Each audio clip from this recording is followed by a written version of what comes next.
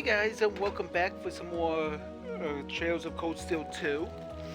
We last left off after doing some more bonding events, and and also traveling around the east, around Elbonia, some more doing side quests.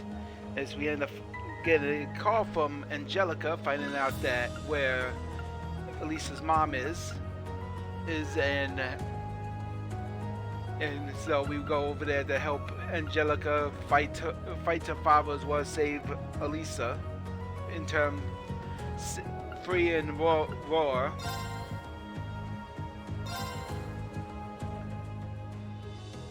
But so which means, as you guessed, we're gonna be starting off with some more bonding time. Besides that, we also got some other people to talk to real quick in order to do a few things. Nothing major, just the only main thing I need to do.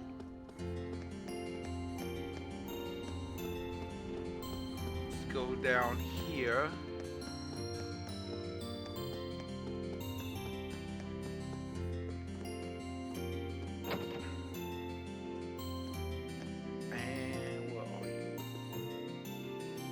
Those two. Not you, not you. Ah, get out of the way!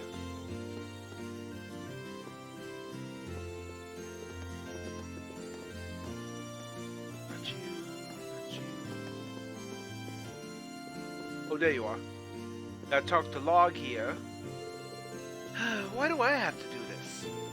They won't even pay me with Mirror. What kind of job pays with books? I don't even like books. Here, you take it off my hands. And here we get Gambler Jack 2, Chapter 10.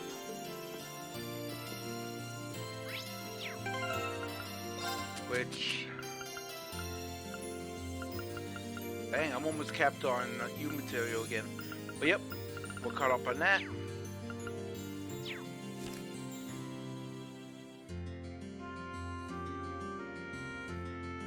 And...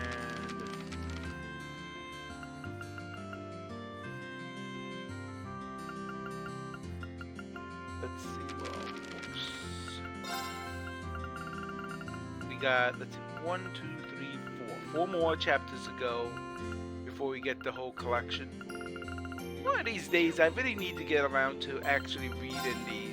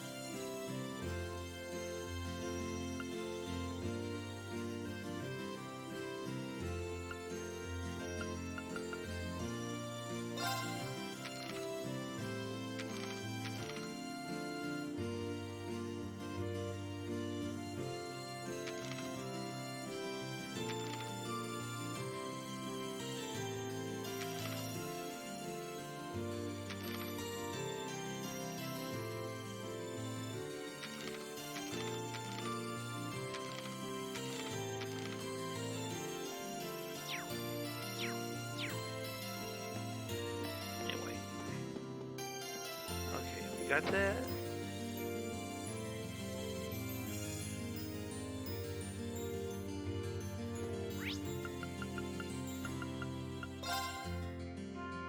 And then, hey, got the sisters here.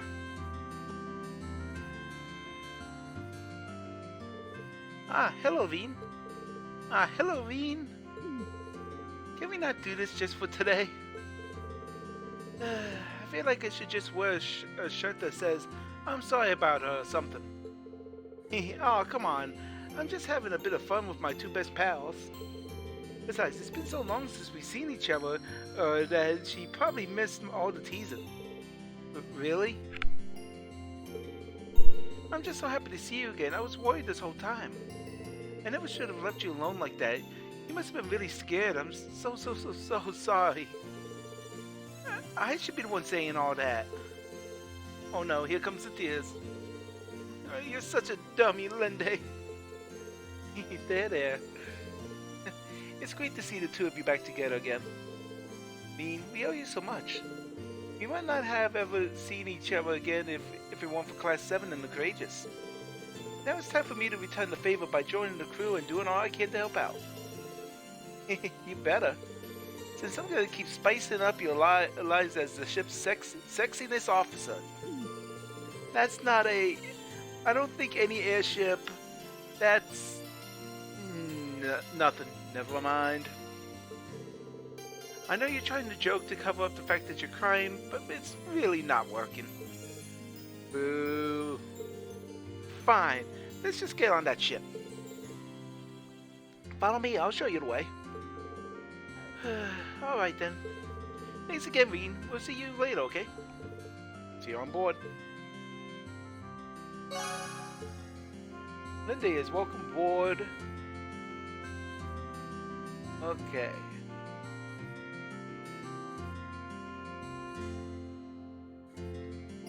Let's see. Just checking a few things. Oh yeah.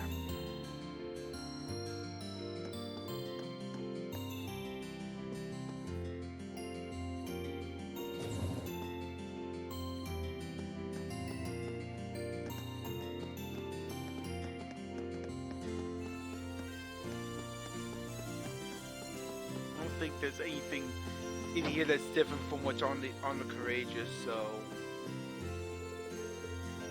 But how do I get good at hide and seek? What, you stupid? You hide in places where people will find you. That's what I mean. How do I find places where people will find me?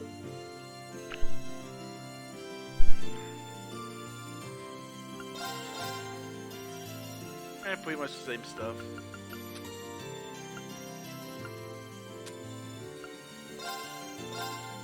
Get myself another shard.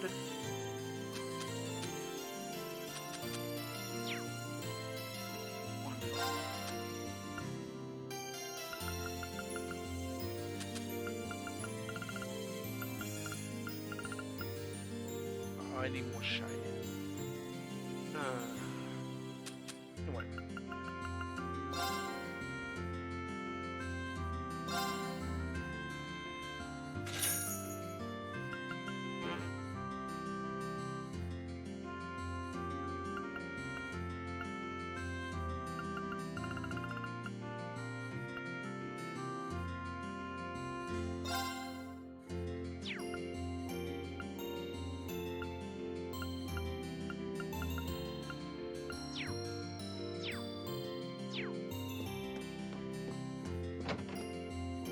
Oh, yep.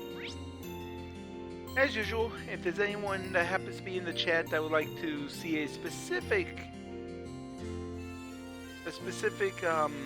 bonded event, feel free to make a request. If not, I'll just do the usual and just roll the dice.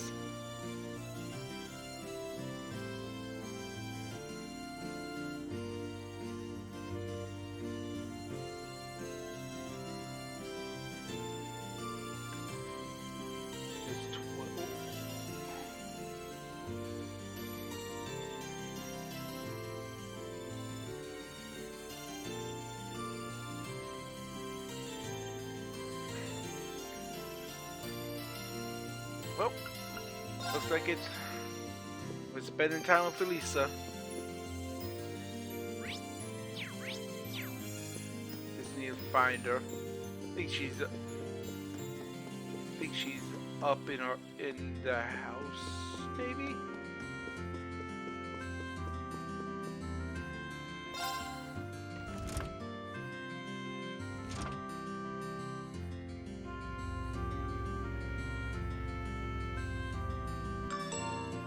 Bing bong. Oh. Yep, there's Elisa and.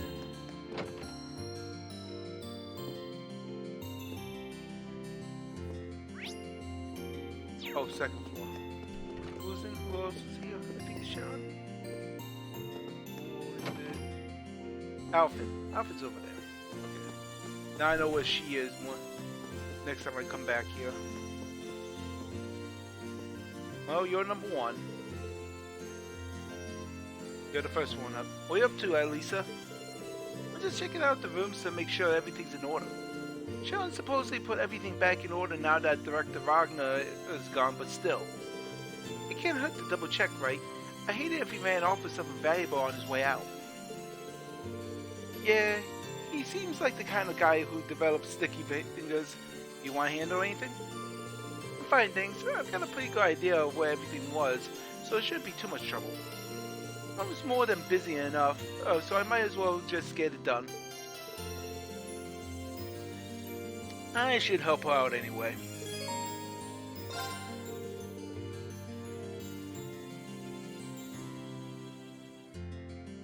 You sure you're about doing this on your own? I mean, two people will be able to get the job done twice as fast, right? What are you planning, Schwarzer? Nothing at all, I swear. Just kidding.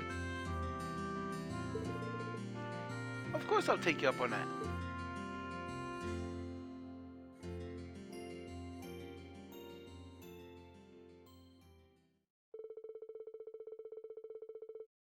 The two of them made their way around the Reinford household, scouring each and every room for any signs of malfeasance and so missing property.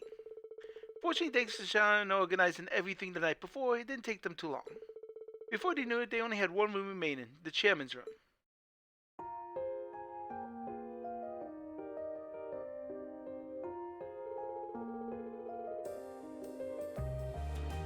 Well, glad to see that at least the rooms are a complete mess like they were yesterday. Sharon's done a great job cleaning up everything. And it doesn't look like there's anything missing either. That's good news. As much as I feel bad criticizing Angelica's uncle, Heidel Wagner must be an absolute slob. You'd think as a noble, he at least pay a little more attention, a little more mind to cleanliness. I feel sorry for his housekeeping staff. It's probably more than being a noble. He thought he could get away with never having to clean anything. Imprisoning your mother seemed to have inflated his ego. You're probably right. Suddenly having power over someone he was never able to stand against must have been a real treat. Either way, we're almost finished up here, so... What is it? Oh, I just noticed something sticking out slightly from between two of these books. Huh? This is... It's a photograph of you as a little girl. And that looks like your mother, which would mean... Yeah, that's my father. Why is this hidden away on the desk, though? Maybe she pulled it out to look at every now and then while she was working, but didn't want anyone to know. Honestly, I'm surprised too, but here it is. I don't think there's any doubt that it's important to her. I guess you're right. Lisa put the photo back where she found it, and the two of them finished checking the rest of the rooms. Once their work was done, they treated themselves to a well-deserved rest.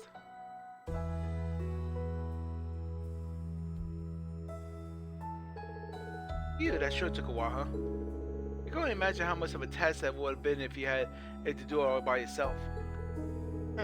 Truth be told, I probably would have given up part way in and just left the rest to Sharon. Thank you so much, Rean. For what? Helping out? Well, sure. But while finding that photo earlier might have just been coincidence, I doubt I would have looked around in Mother's room if you hadn't been here. If I hadn't, I never would have discovered that or realized that maybe, somewhere deep down, she really does care. I think you would have. Even if not today, you'd realize it eventually. She's your mother, after all. The two of you will always have that connection as family, like it or not. I think the day will come when you two will understand how much you care for each other, with or without a photo to show. I'd like to think so, at least. Talking with you like this reminds me of when we had our field study here. We had a little heart-to-heart about Mother back then, didn't we? This is in this same room? It was in this room, actually. There's a lot I'm really thankful to you for, though. I wouldn't have been able to free Mother or the city on my own. This is hardly the first time you supported me or helped me accomplish something when I needed it most. So for all the times I was too stubborn to say it, thank you, Rean. I hope I'll get the chance to repay you for this someday, for everything. Repay me? Well, anyway, thanks for all your help today. I'm gonna be going now. See you later. Oh, right. I'm not sure what that was all about, but I guess I better get ready to head out too. Yep, dense protagonist is gonna be denser than titanium.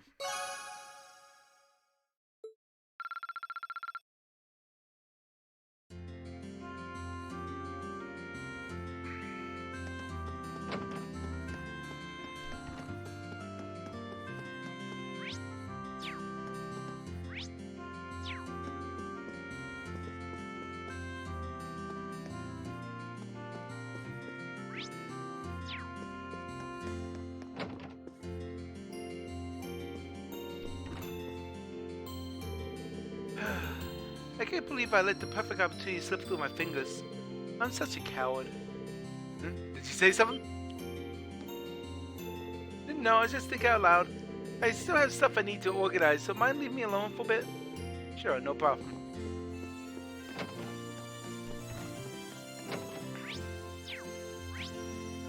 Where is Sharon? She's probably... Oh, I know where Sharon is. She's most likely in, on the other side. The other elevator.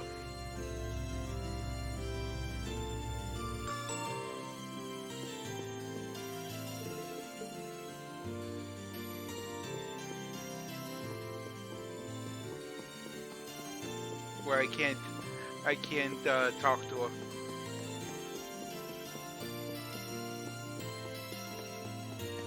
Anywho, next.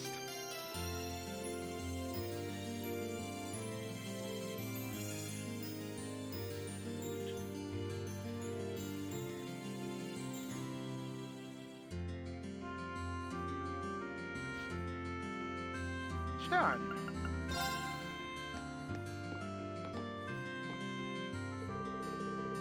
Jackass is doing some maintenance on my orbital gun for me. With a name like that, I wasn't sure what to expect when Elisa introduced me to him, but he seems like he really knows his stuff. I just wish that he had a bit more of a refined dandyish aura about him, sort of like Gwyn. Then he'd be more my type. The inside of your head must be a terrifying place to live.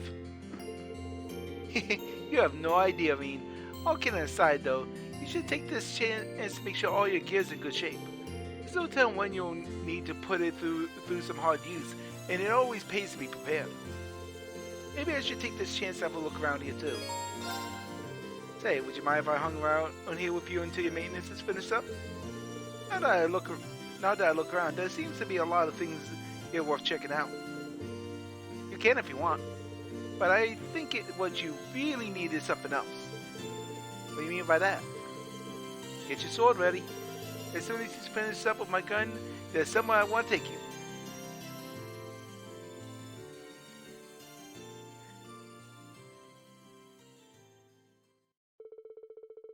As it turns out, that somewhere ended up being the Nortia Highway. for round 2. Alright, don't think anyone's gonna come barging in and disturbing us all the way out here. Yeah, I doubt that. Why bring me out here in the first place? You told me not to forget my sword, so I'm guessing it's not a date. You've never been on a Sarah date.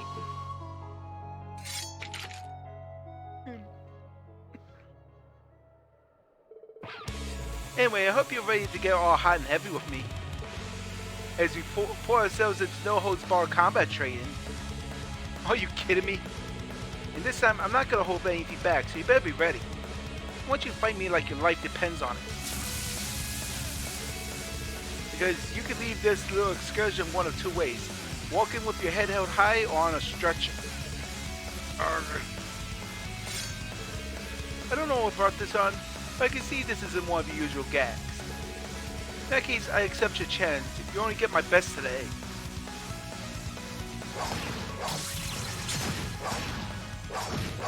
Through the war, Sarah came at me with all the fury of a raging storm. Despite bringing the best of his skills to bear, he was just barely able to withstand our assault. How are you so strong? So this is what it's like when you're not pulling your punches, huh? Damn straight. The world's not a nice place, but it's not a fair place. It's not a fair place. But I fought tooth and nail for my place in it anyway. The world takes from you too. I almost lost count of how many irreplaceable things it's taken from me. So many friends, allies. I don't even have a homeland to call my own now. Instructor? But I did whatever I had to keep on living no matter what. And I stand before you now as the sum of all those ugly, painful experiences. Life will knock you down over and over again, but if you rise just one more time, that makes you the victor. That's something I've kept on believing, and seeing you still give it your all has only strengthened that belief. That's why I decided that everything life has taught me in the school of hard knocks, I'm going to teach you. Not through words or lessons of fancy platitudes, but through battle.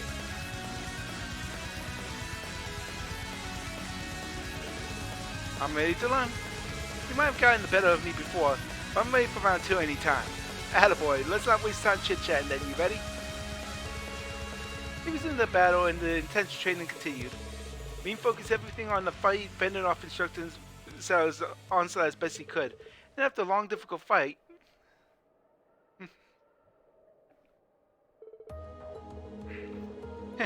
Looks like neither of us has the energy to go another round. I guess we'll have to call this one a draw. But at the very least, I'd say we got in some good training. Well fought, Rean. It's kind of scary how strong you are, though. It was all I could do to keep you at bay. I didn't even get a proper hit on you in the end. You could have, though. All you would have had to do is fire up that power of yours. And you should have, since, you know, I specifically told you to fight like your life depended on it. But, just messing with you. That consideration you always show for others is part of what makes you strong. I know you're still beating yourself up over what happened yesterday, and that's totally understandable. But at the end of the day, you've got to get past it and move on. No one can do that for you. But you will, though I have no doubt about that. So just keep your chin up and your gaze forward, I guess. Thanks, instructor. I'll try at least. A lot of people count on me and I don't want to let them down.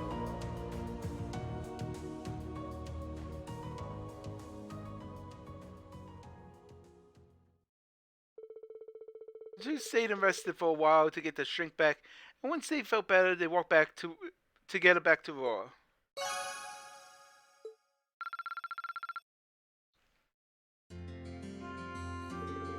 People can encourage and advise you from sun up to sundown, but at the end of the day, you can only overcome your own problems. All I can tell you is to keep moving forward and trying to do just that.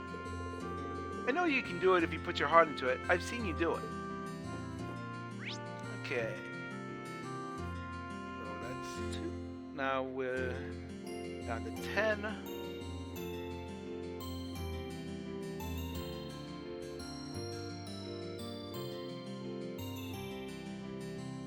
Okay, time for Gaius.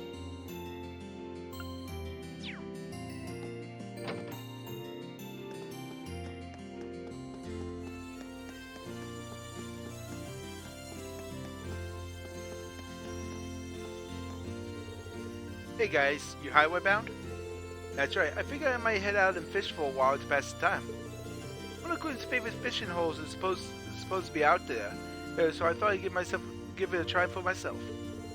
Oh yeah, I know that one. It's not far from where our boat first landed. Just be careful though, the monsters have gotten a lot tougher than they were when Gwyn used to fish out there. Oh I will, don't worry about me. In fact, you shouldn't be worried about anything at all. Take some time to distress yourself while you've got it. Everyone has times when they just need to open a window and let some fresh air into their lives. Yep, we'll give it a try. Maybe fisherman guys will let me open that window you mentioned. Or how about we fish together? If it's good enough way for you to unwind, it's good enough for me. That's what I like to hear. Trails of fishing.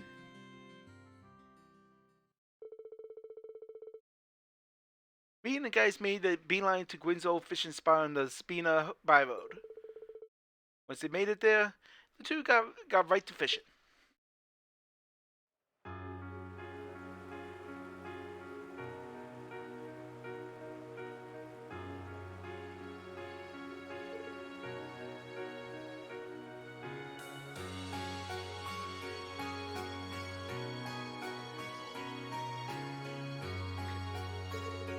Feels like ages since I just put my kids to the side for a while and cast out a line like this.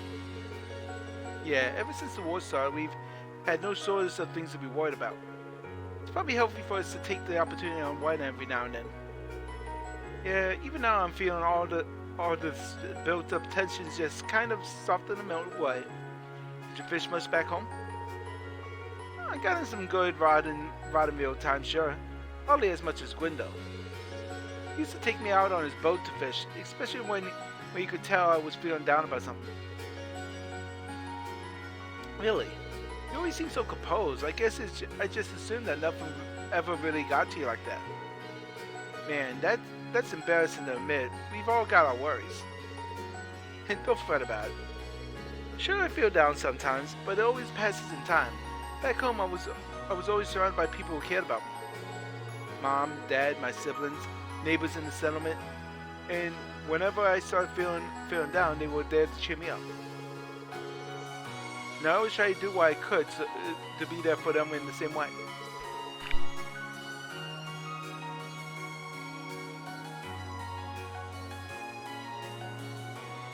That sounds like a good life. And that's how you became the dependable guys we all look up to. I don't know if I go that far. So I like to think that if there's ever anything you need, you'll be able to rely on me. This class would never have come as far as we have if we hadn't supported each other along the way. You're right about that. I'll make sure I keep it in mind. Oh hey. A monster wants to ruin our fishing. Some monsters want to ruin our fishing time. Yeah, you might have noticed them earlier had we been paying more attention. This reminds me back when I rescued Lieutenant General Vando a year ago. But at least that time I had a horse. But this time you got me. True, together we can take them. Yep, fought off screen. And all dead. Well, I'd say we managed to beat beat the odds, wouldn't you? See, you are dependable, just like I said. It takes two to cover each other's backs. And whenever you need me, I'll have yours.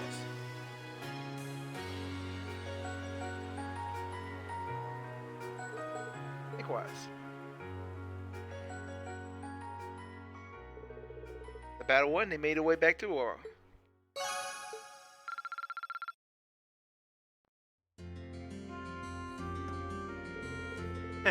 Monster chooses aside, fishing with you was a lot of fun.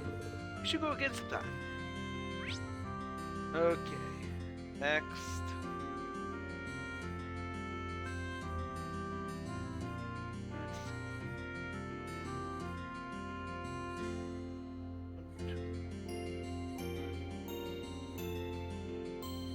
Uses.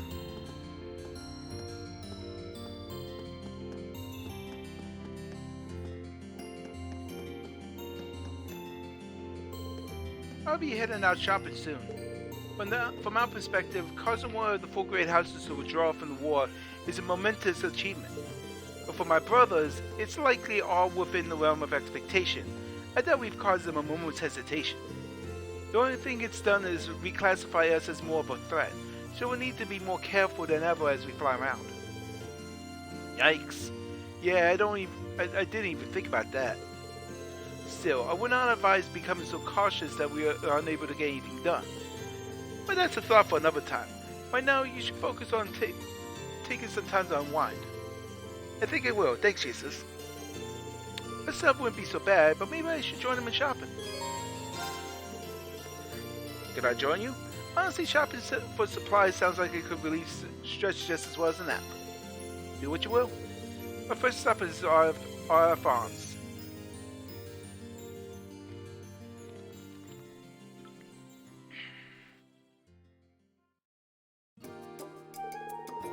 Are you really going to use all these whetstones on your sword? And how much reinforcement tape does that hilt need? Better to be too well prepared than found wanting in a pinch, particularly with the future as uncertain as it is. I would expect my father is already aware of what happened here in Nortia. Knowing him, he's probably already preparing to retaliate. Oh yeah, he's going to retaliate. Maybe you're right, especially with him working on a soldat like these for his own personal use. Which is why we prepare ourselves as best we can for whatever lies ahead. Speaking of, I still have a number of other things to buy, including a book that the war managed to delay. Come, we're going to the general store. Okay, sure. We're starting to pick up a lot though. Think we're going to be able to carry all this back to the ship? We aren't doing anything. You are. What? What? What did he say? Uses? Oh, you didn't take these to the counter. We don't have all day.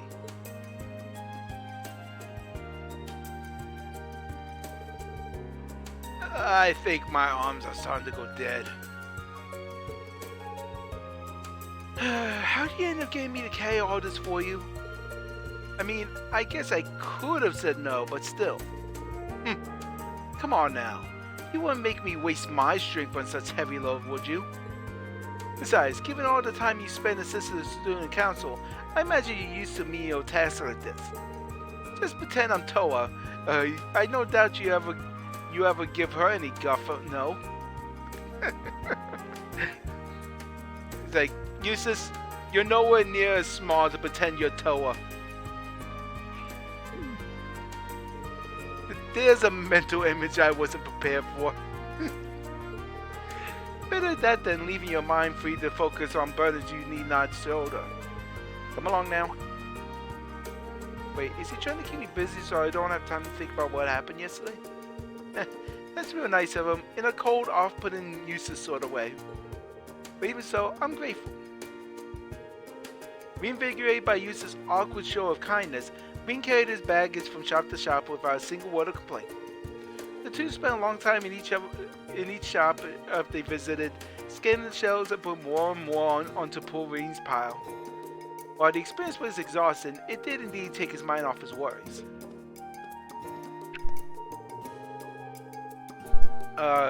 You could just hold the handles. It's not that bad.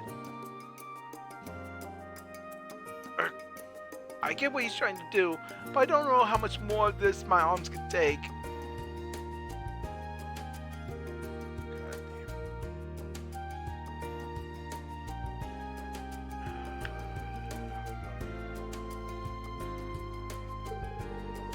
Come on, Eustace. You can at least take something. Anything. Eustace, something in that magazine catch your eye? What is it? It's not the... What is that? It's not the Imperial Chronicle. Look for yourself. The Noble Alliance marches to victory? The glorious Noble Alliance led by Duke Cayenne and Chief of Staff Rufus Abreu continues their victorious streak. The quest to carry the country into a new, brighter future feels all the more complete with each new success. It should only be a matter of time before the foolish Imperial Army is eradicated once and for all.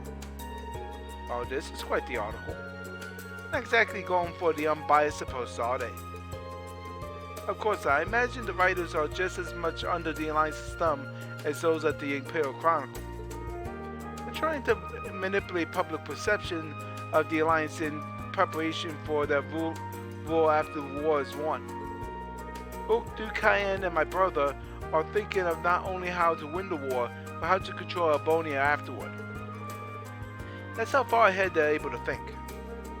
Sorry, Eustace, this must be hard on you. So that doesn't mean we're going to lose out by not doing the same. Instead of focusing on the ways things might be, we should focus on the here and now, what we can do to change things. If we do, I'm sure the future we want will fall into place, wouldn't you agree? Well, I wouldn't disagree. So what if they're thinking 3 moves ahead? That all falls apart if we do something to shake up their plans. And that's just what we'll do. We'll get to the future we want. To think you're capable of such positivity so soon. But I suppose you still have much more of capacity for it than I do.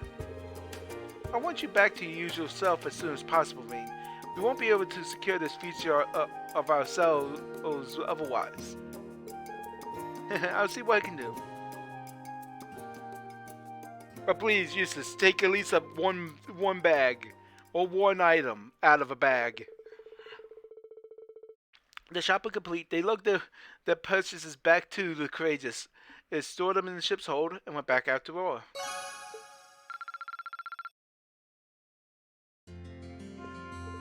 You're right, Vane. All I can do is stay focused on the present and hope that everything will fall into place. But you should be sure to return to your normal self as soon as you can. We cannot advance together if either one of us is unable to walk.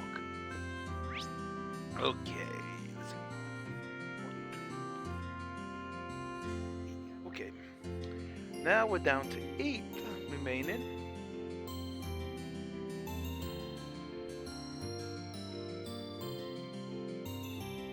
Now I gotta go back up the elevator.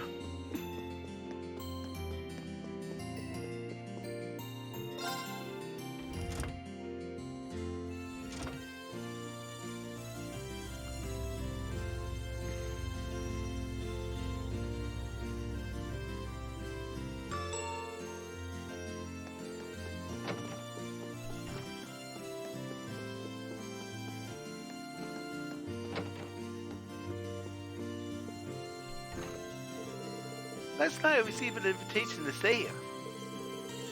There's still some time until we have to leave, so I think I'll spend some quality time curled up with these books instead.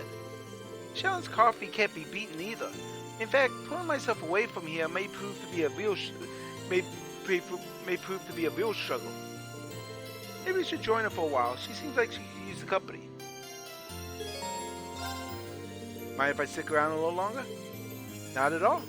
We don't get many chances to spend time together like this, so let's make the most of it.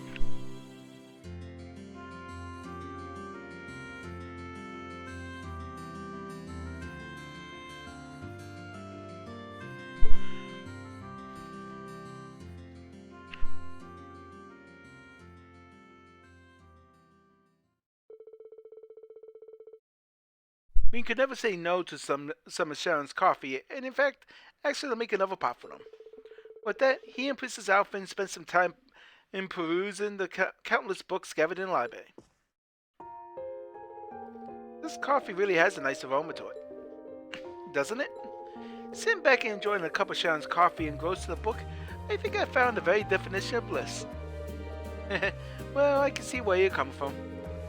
It never ceases to amaze me how many books there are in here, or even the variety of topics and genres represented. I guess Gwyn has always had a pretty broad range of interests, though, so it makes sense that his library will be as diverse. Indeed, but that only makes it more difficult to decide on which volume to read next. Although, I must admit, I was a little disappointed to find one particular genre unrepresented here. Which one? Teehee. The titillating tales loved by fair ladies all across the empire. The same books that Dorothy likes. Stories about the lives and loves of handsome gentlemen, books that warm the hearts of all who thrill to the prose.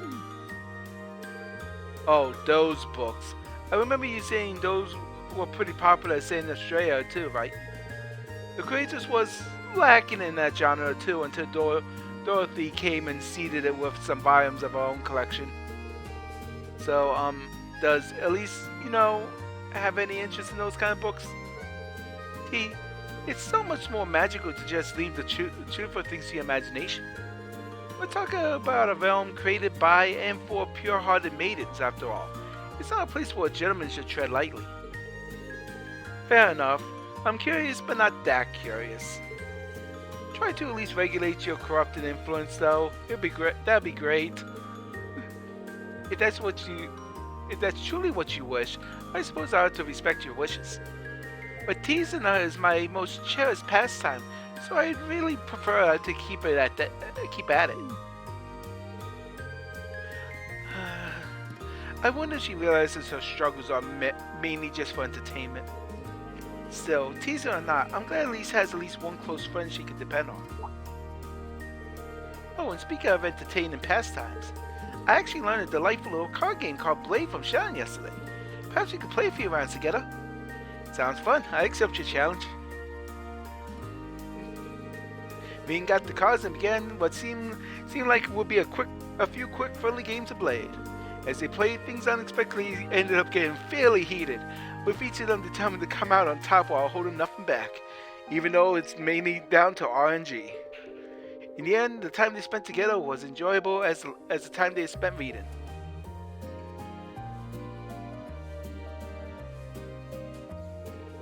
This really is quite an amusing little game. It's nice that even an inexperienced player like me doesn't start at too great of a disadvantage. Yeah, the updated version has a lot more strategy to it though. But I have a lot of fond memories of this version of the game, and I almost can't help but like it. In fact, Crow is the one who gave me my very first deck of Blade cards. Oh, really? It was sad to see the two of you fighting each other, especially after all of you've been through together. What was it? What is it that forced the two of you to fight like this? Well, ultimately I think it's a battle of wills. Both of us are too stubborn to just give up and walk away. What do you mean? Green told Princess Alpha and everything that had happened between him and Crow. As he went on dredging up those memories from what seemed like a lifetime ago, he went through a whole spectrum of emotions. Yet through it all, she had quietly and considerately listened until he finished telling her all that there was to tell.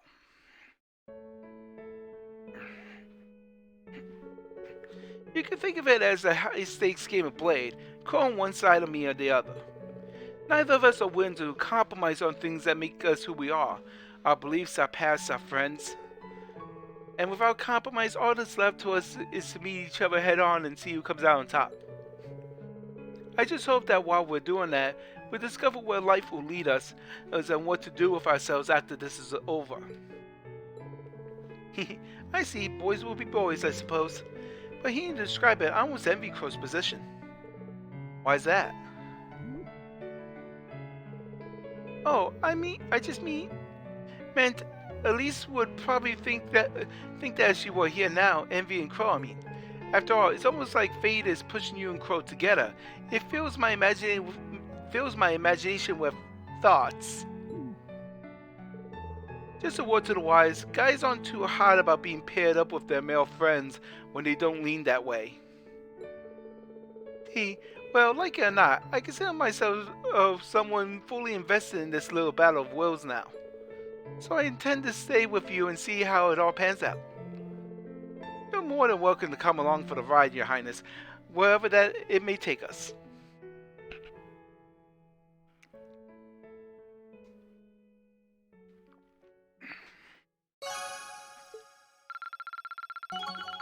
Level 6.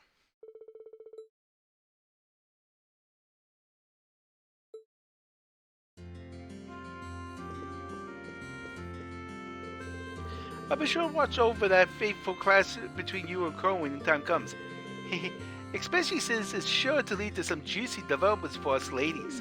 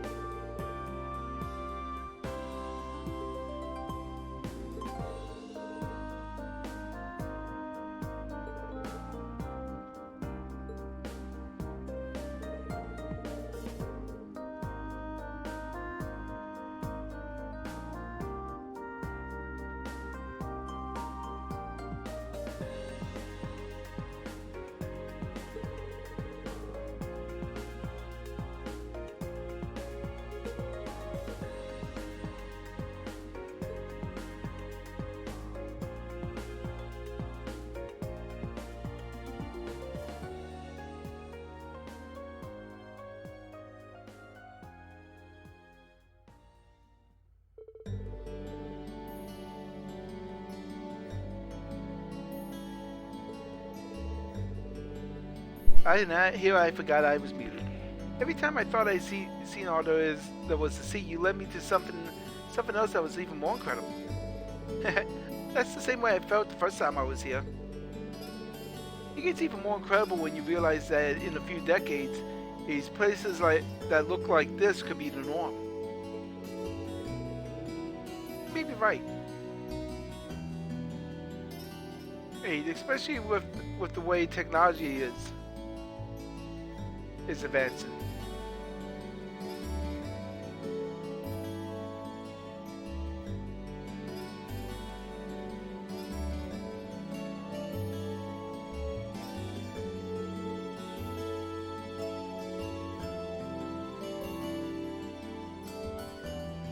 It reminds me of something I read in a book once.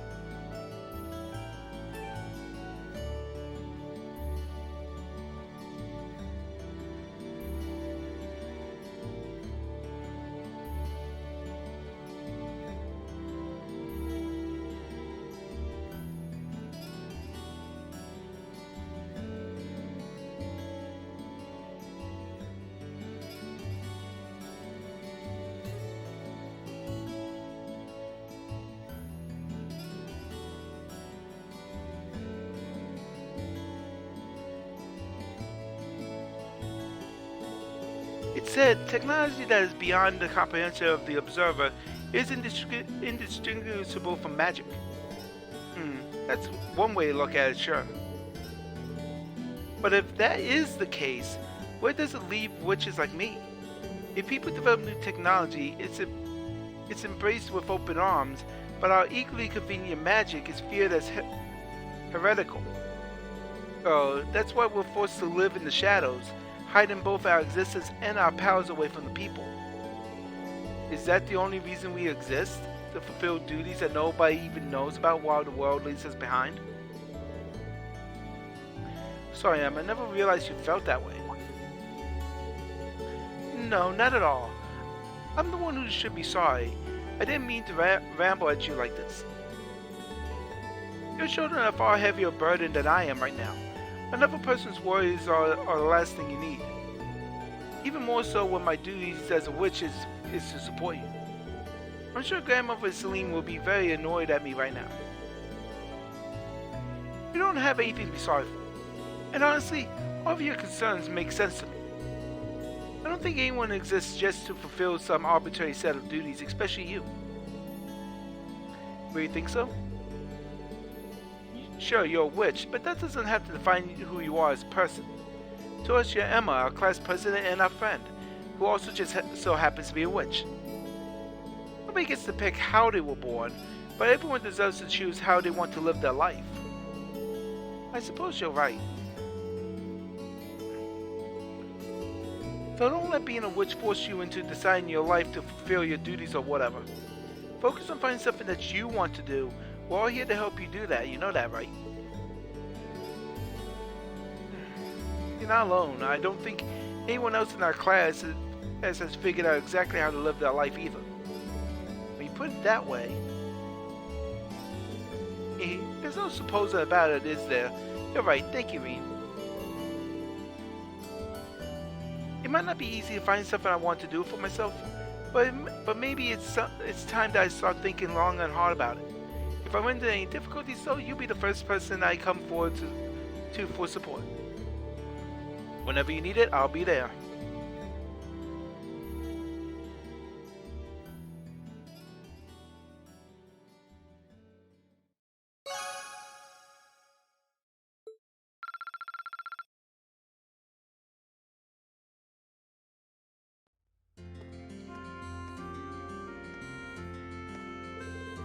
It was great to walk around and take in the sights with you. Our conversation gave me some real food for thought too. If I need any more advice, you'll be the first person to ask. Now since I'm up here, if you talk to Mary here, you will get her added onto your where right here.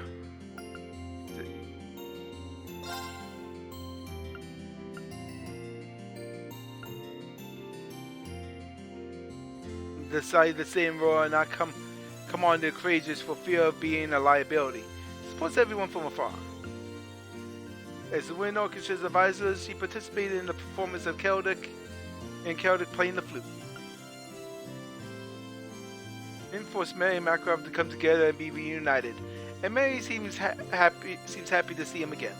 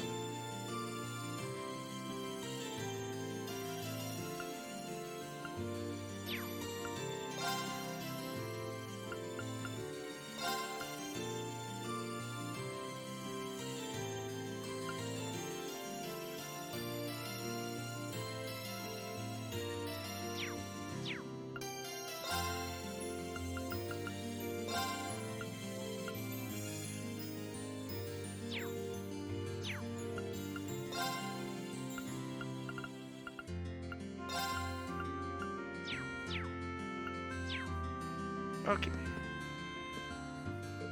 But from the sound of things, you all fought wonderfully yesterday. It was quite a shock when I heard the particulars of what happened, but I'm glad you're all safe. Us too, thank you, instructor. Are you sure you don't want to come with us? You won't be the first instructor to come aboard the Courageous, and we'd be more than happy to have you. I'm certain that if I were to join you on the ship, I would only be a burden. That's due in no small part to my family potentially objecting to my presence there and causing trouble for everyone. As inactive as it sounds, I think the best thing I can do for you is stay here and pray for your safety and success. Well, if you're sure, you're sure. We'll try not to let you down. I'd like to imagine that Aurora will be safe for the time being, but take care all the same. The same to all of you. May Aidios watch over you. I'm so glad Mama and Instructor Mary are alright. Thanks for the whole liberating Aurora thing, Rean. Seriously, I mean it. I can't thank you and your classmates enough.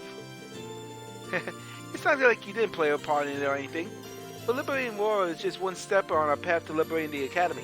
We'll all be counting on you. I won't let you down. Oh, now that Mint's back with us, all we need to worry about is you and Makarov. As I explained to you numerous times, Makarov and I are certainly friends, but I'm afraid we don't have that sort of relationship you seem to think we do. Oh, you have a problem with my baby brother? What's your deal? That's not what I'm saying. Okay, so, down to 6.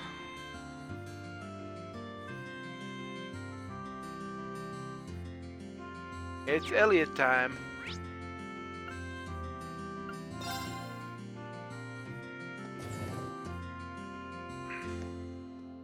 Who's over here, in the corner?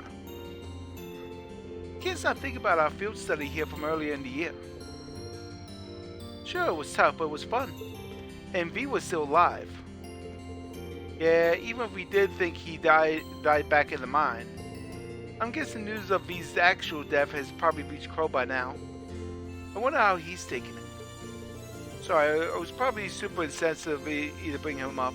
Just try and cheer up, okay? Elliott's definitely worried about me. Maybe we should hang out for a while.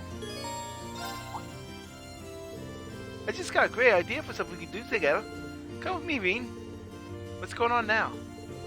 Find us soon enough. Let's go. Music?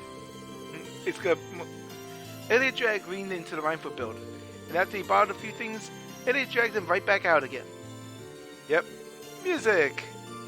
This sort of looks like the same kind of orbital guitar I used back at the festival. That's because it is. Both that and the keyboard were made by the Rhinefoot company. They're display models, but they said we could use them since playing them right out here would make for good advertising. Should be all tuned up now. I've already got permission too, so shall we get started? Get started? Wait, you don't mean... I sure do. Let's play some music.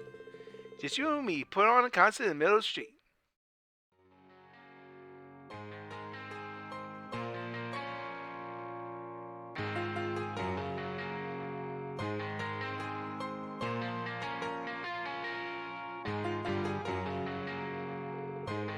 Despite the sudden start, the two played with gusto, the focus entirely on both the instruments and the performance.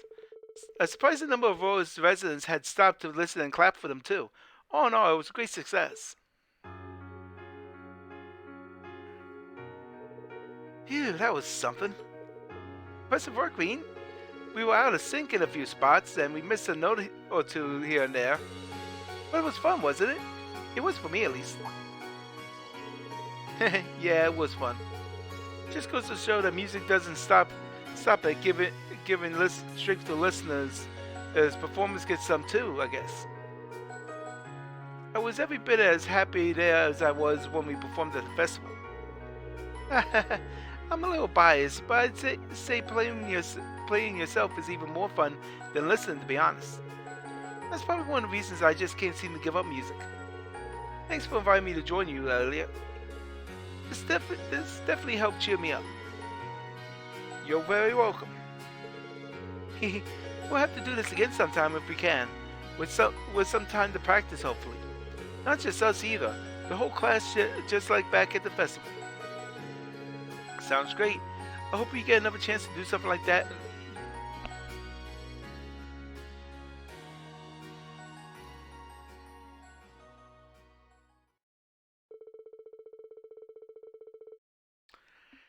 The street concert complete, Veen and Elliot went back to Rhineford headquarters to return their instruments with smiles of elation on their faces.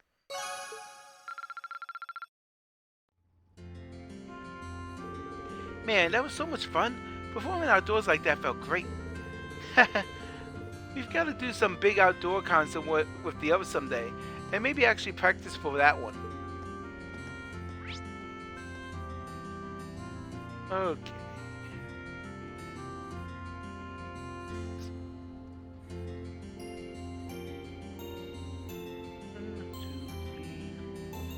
Yep. Fee! Where are you? All the way down there. Zoom.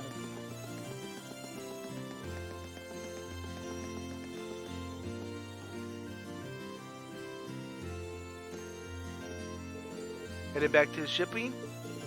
Nah, not yet. I'm just wandering and trying to figure out what to do. If I really can't think of anything, I'll probably go check in on Valimar and then laze around inside. I'm exhausted after everything that went down yesterday. Me too.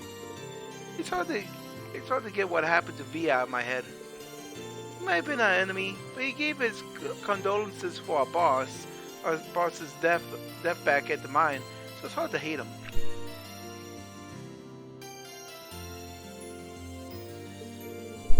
He did, didn't he? I almost forgot. Guess it makes sense that I'm not the only one who feels down after all that. It do me so good to spend some time with V since we're both here. Hey, mind if I hang with you for a bit? I mean, if you think I'll be in the way, just tell me and I'll get going. Of course you won't. Stay here for as long as you like. Thanks, V.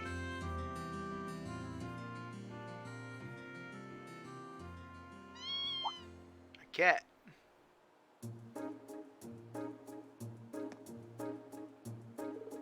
Huh? What's a kitten doing here? Meow. He doesn't look too happy. Maybe he's been separated from his mother? It's not wearing a collar, so I'm guessing he's a stray.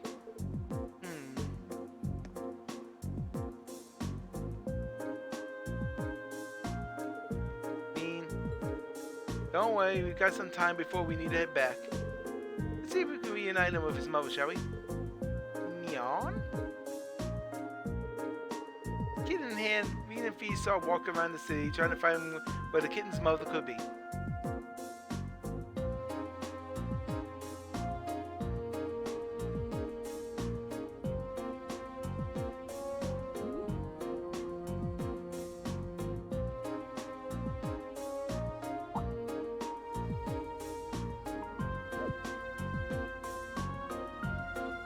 Oh, Celine's like, God damn it. Just because I'm a cat doesn't mean you should bring me your cat problems.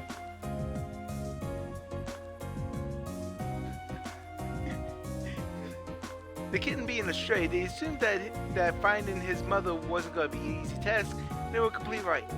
Veen and Fee asked everyone they could, even Celine, and searched for the missing mother cat with every fiber of their being. In the end, over there.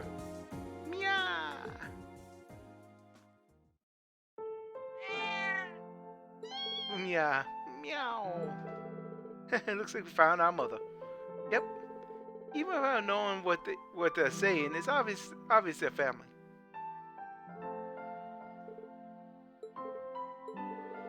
Just gotta be able to reunite these two. Me too. His mother must have been looking for him all this time. I saw his family didn't abandon him after all. Hey. Carrying him around reminded me of something that happened the day the boss died. Just before he fell in battle too. What happened? We wanted to watch the battle between him and the Red Constellation's leader, so we set up camp nearby. All of a sudden, a Jaeger wandered into our camp, a girl about my age. Shirley, I think this is referring to Shirley. Another Jaeger that young? Maybe a year older than me, I don't know. She come from Red Constellation's camp on the other side of the battlefield. All because she was chasing a stray cat. Hold on, she wandered into an enemy camp just before a battle? Oh, that seems like an incredibly bad idea. What happened? Oh, we didn't attack her or anything. We weren't exactly in the mood to start anything with us at that point either. The two of us just talked while she played with the cat. Wow, I can't imagine having a casual conversation with an enemy just before you leave fight to the death. It's also kind of depressing to think that there are other Jaegers your age out there too. I guess, but not exactly rare. But she was really strong enough to lead a whole battalion in her corps.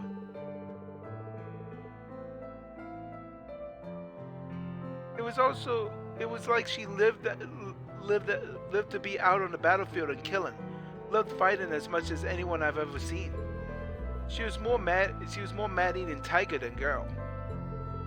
Sounds like the two of you are total opposites. People tend to paint all Jaegers with the same brush, but the more I talk to you, the more I realize how different they all are. I wonder what she's doing now. At the moment, she's spending time in Crossbell. I bet she's okay though. She was strong enough that she'd be fine even if her family left her behind. That's another way we're different. Unlike her, as soon as my family left me, I became a weak little girl who couldn't do anything for herself. There's more to strength than just proficiency in battle, you know. And even if there weren't, you've become a much better fighter since you joined Class 7. I've definitely seen big improvements since our first battle as a class. Maybe you're right. If I am though, it's because all of you have been there to support me. There's no question about that. Hey, we all help each other improve and get stronger, both on the battlefield and off. You've helped every one of us. But we all still got room to grow, and at this rate, we're going to need to do as much growing as we can. Yeah? Well, you got a point. But together we'll get strong enough to get through all this. I know we will.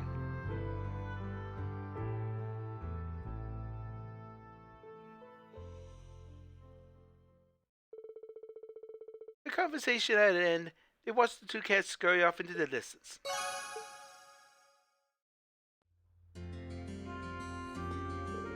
I'm really glad we found his mother in the end. Thanks for the help, Reed. Okay. Next.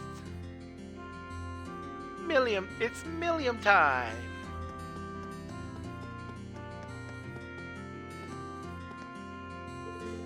I guess the Eisengraf's pretty much stuck in Royal Station for the time being. Well, better stuck than under Alliance control, right? And I think about it, I never went and got what I left in there a while ago. Maybe I should grab it before it starts running again. Maybe I should tag along. It'd be kind of cool to take a look around inside too. Mind if I join you, Millium? Didn't exactly get to look around last time we were in there, and to be honest, I kind of like to. I'm not stopping you. In the woods of Fee, let's roll.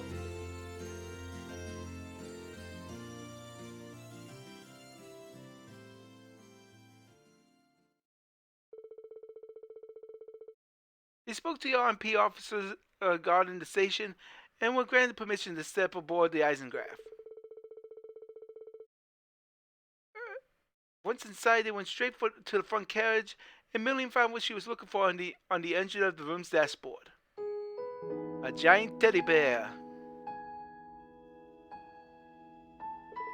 Oh, it's a stuffed bear, a pretty big one too. He's awesome, isn't he?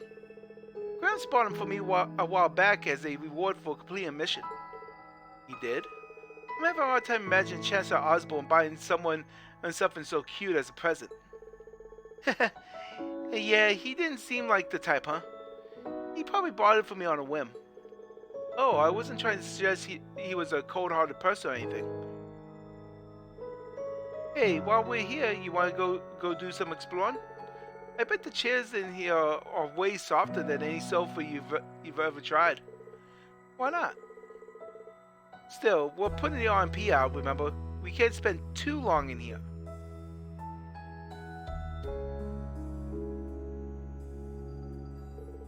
Man, you weren't kidding. These are really comfy. It was a gift from the Emperor, though, so it's no wonder that it'd be so ritzy. I know, right? I'm jealous of how much he got to use it, too. He got to live it up on his way to the conference in Crossbell. Oh yeah, Prince Oliver and Toa were on board for that trip, too.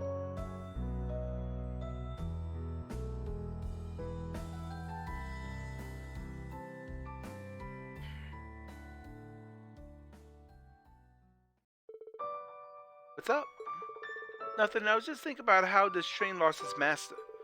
The same way you, Clive, and the other Ironbloods have. Oh, that's true. I guess he can't really live it up anymore if he's dead, huh? Nothing we can do about it, though. Crow outsmarted him, and that's that. Still, can't believe he actually managed to kill him.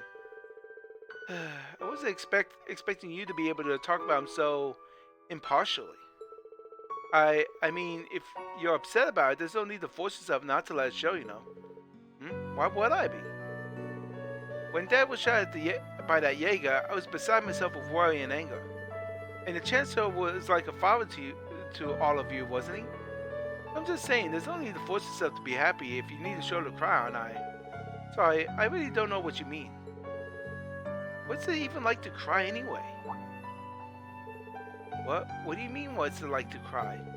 Surely you've done it before. Everyone has. I'm asking because I seriously don't know.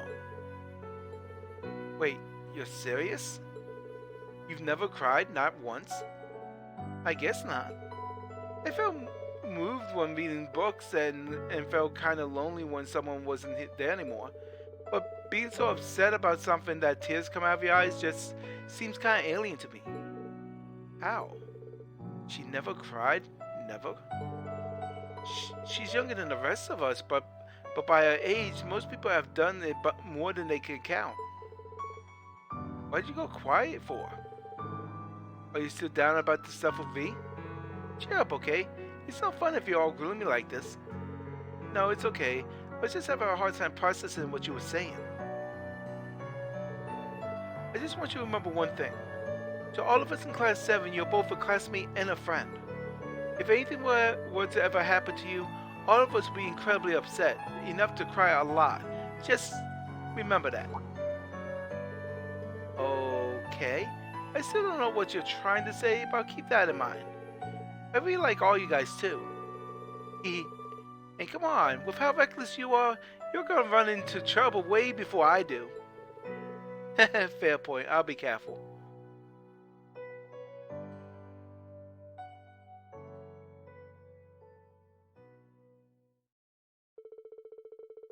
After they finished talking, the two left the Isenglass stuffed bear in hand.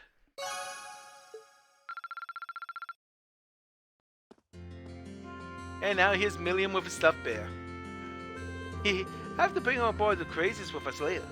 I still don't know what half the stuff he said meant though. Well, whatever. I'll probably figure out someday. Yep, you will. Much later on in this game. Okay, there's 3 remaining.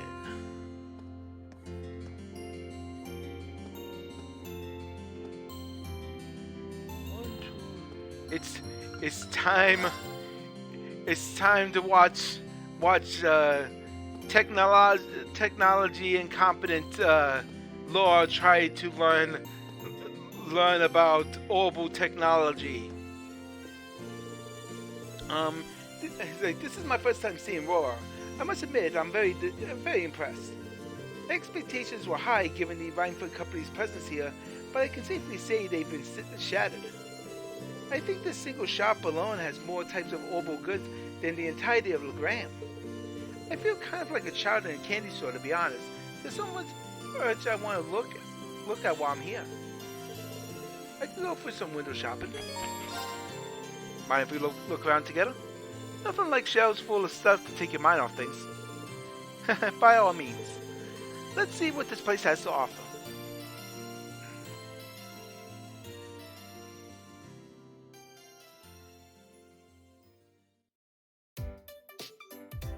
Orbital refrigerators. Huh, so this is an Orbital refrigerator. I noticed there was a large one in the Courageous kitchen, but I wasn't entirely sure what it was at the time. Oh, now that you mention it, we do have one aboard, don't we? Being able to just stick food in there and have it stay fresh for days is pretty awesome. So it is. I wouldn't mind having one for myself or for when I want to prepare a boxed lunch. How much does this one cost? Maybe I'll consider one with my skills in cooking and proves enough to justify the expenditure. Let's go look at something else. Right. She actually seemed pretty disappointed she can't get one. What's this? The design is rather avant-garde. It says here it's called an Orbital vacuum cleaner. You press the button on and it sucks up dust and crumbs. So it's like an Orbital version of a broom, I guess? That does sound pretty convenient. I'd like to give it a try. Let's see. Oh, don't touch it! Laura carefully presses the button on the vacuum cleaner. I don't think you're supposed to just turn on appliances in the store like that. Sorry, I guess curiosity got the better of me.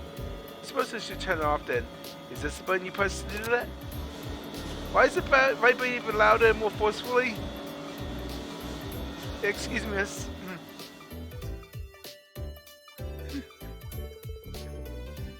Well, he certainly seemed none too pleased with us. I'm sorry, Irene. And don't worry about it. It's not often I get to see you get into trouble like that. I guess technology isn't your forte, huh? Apparently not. I mean, I have an interest in it, but very little experience actually using it. I think I'd be able to use all the appliances here if I had the chance to learn, though just like I did with our combat ornaments. By the way, what are these? They're Orbital washing machines by the look of it. You put your clothes in there and it'll wash them for you. At least I had a few in our house from what I remember. Wow, that sure sounds convenient. Fascinating. I wonder how it works. Let me see. Don't touch! No, you... not again. My apologies. So which of these turns it off? This one? No. Maybe this one? You're making it worse. You broke it. Good job, Laura. In a while, Victor Arcade's gonna be gonna receive a letter, be like, "What the hell is this bill? Please tell me you hadn't done what I think you've done."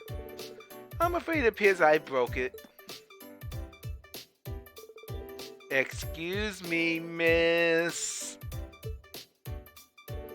Fortunately for Laura and Irene, the damage was much less severe than it looked, and they were able to repair the Orbital washing machine. The employee was understandably furious, but thanks to their connection with Elisa, he was kind enough to overlook what happened.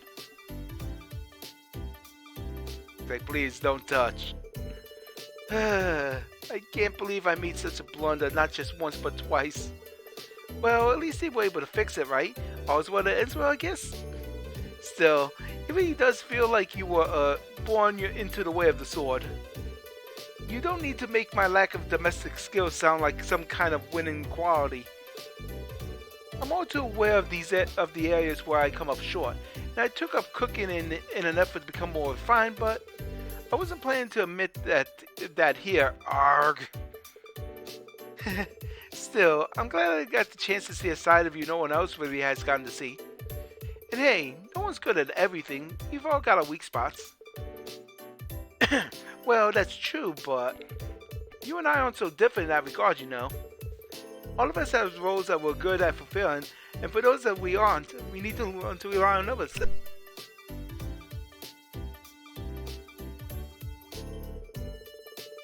want you to promise me you won't try to shoulder everything yourself. All of us are here with you to share the burden. Yeah, you're right. Thanks, Laura.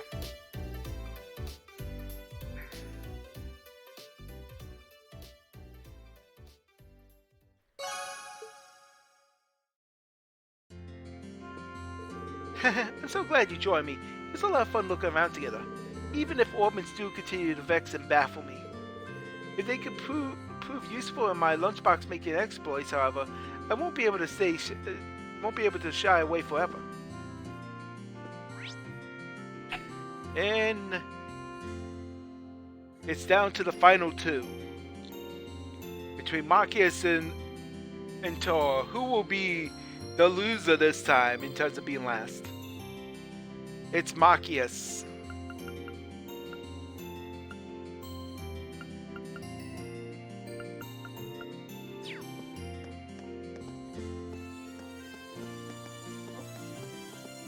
Oh yeah, you go. Alright, that's the last of my business here for the time being. Preparations have been made, dotted lines have been signed, and I've just got to get in contact with our capital office. Looks awfully busy. I guess if I am enjoying the crazies, can wait until after maintenance is done.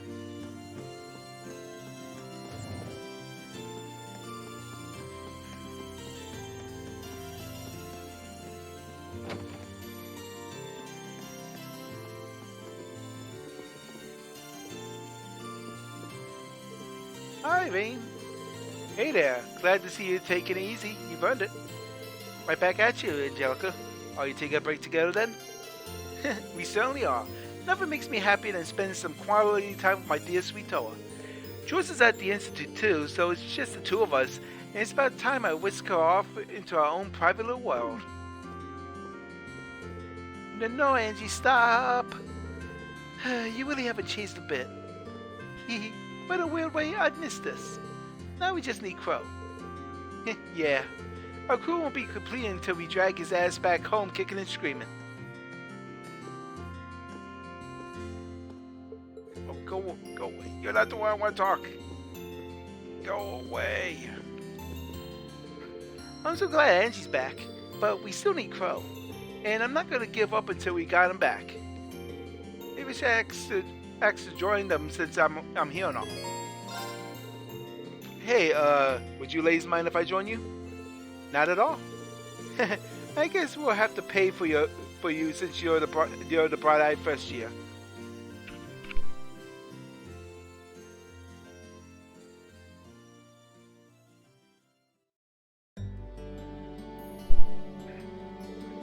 Ah, this really is relaxing. The tea here is nice for a working class diner, isn't it? I've always been fond of this place. Always used to sneak out of the master for some booze. I mean, to relax like a sweet and innocent young maiden. Nope, you snuck off to get drunk, like the underage student you are. Angie, you aren't supposed to be drinking alcohol. Forgive me, my dear. Still, it feels like it's been ages since we were last able to sit and talk like this. Certain things with my father paid off. It really has been too long. Yeah, it has. Hold on, your hair's looking a little disheveled, Toa. What? It is? Well, it makes sense that it might, I guess. Ever since I started wearing the captain's hat, I haven't been paying much attention. That won't do at all. Your hair's so long and beautiful, you need to take better care of it. I know, why don't I comb it for you? Oh, would you mind? It's been so long since you last did it, I kinda missed it. It's so close, it's adorable.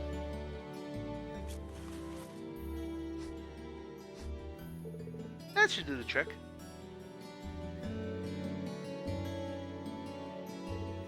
Huh? Wow. It's kinda strange seeing you with your hair down, but I gotta admit, it really suits you. You think? She looks surprisingly mature when she has her hair down, doesn't she? Cuteness and maturity, the best of both worlds. She's such a queen. Okay, that's enough, Angie. Can I please have my ribbon back? Nope, not yet. This is my chance to try all kinds of fun things with your hair. I've had a collection of ribbons stored away for the next time I got to play with it like this. Stay right here while I go get them. Hold on a minute. Too late. She's gone. She's unbelievable. I don't know, Tor. There's no harm in spending time like this together once in a while. When you think about it, these are the kind of peaceful moments we're fighting to return to. That's true enough. Angie and I were recently talking about how things would have been if the war hadn't started. If we were still at the academy, our time there would be rapidly coming to an end. We were second years, so this is the time we really need to be thinking about what to do after graduation. Oh yeah, have you been able to give that any thought? Yeah, I'm okay. I'm fortunate enough to have received offers from all kinds of organizations and ministries. George has gotten them from research facilities and institutes all across the country. And Angie seems to have a lot on her mind about what to do too, well, with her family and all. I've got my work cut out for me if I hope to be in as good a position and as you guys when I graduate. Oh, don't worry about that, Reen. I'm sure there's a future for you in terms of a job. Just gotta wait till the next game for that. You are still first year, so I wouldn't sweat it if I were you. You still got plenty of time. To tell you the truth, though, I think the war has made all of us more unsure of what to do. Even assuming that when it does end, we're able to go back to our lives like they were before. I feel we have a duty to think about this country's future. Just picking some career off a list isn't good enough. I'm amazed you're thinking on such a grand scale. Personally, I feel like I've got my hands full just thinking about my own future. I really can't compare. That's not true at all. I think it's only because of you that we're able to see things like this. Sorry? Well, your class is a source of hope to all of us.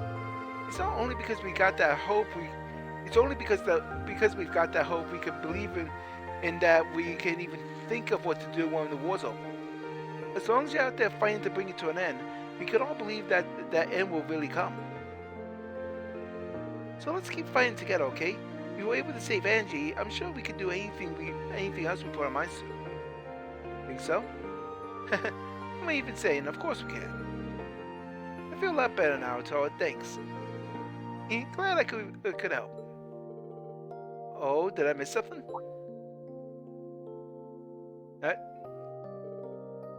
Oh, you're back.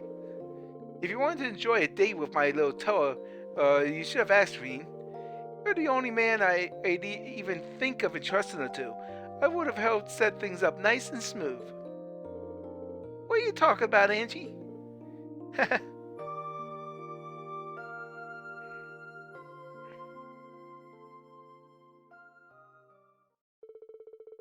Angelica made her way over to the table and went right to work trying an obscene number of cute ribbons on Toa. Bean Cassidy sat back and enjoyed his cup of tea, every once in a while cracking a warm smile at an increasingly flustered Toa. Level 6 with Toa.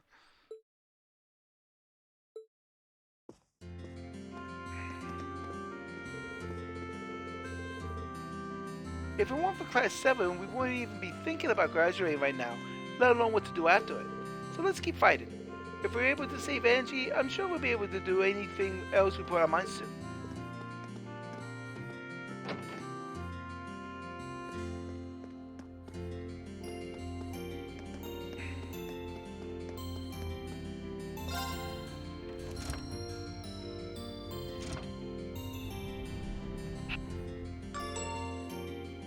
Last but not least, Marcus.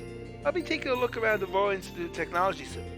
It's practically the premier technical university in the country, so I think any time I spend there will be to my benefit.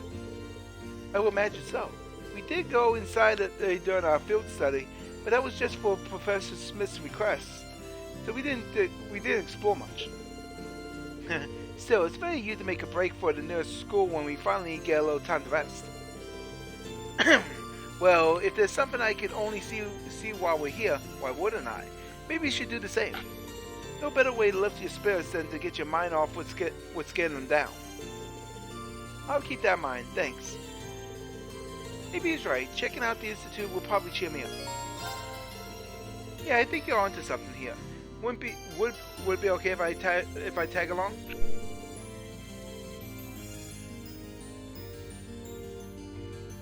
Of course, I was kind of hoping you would. Shall we?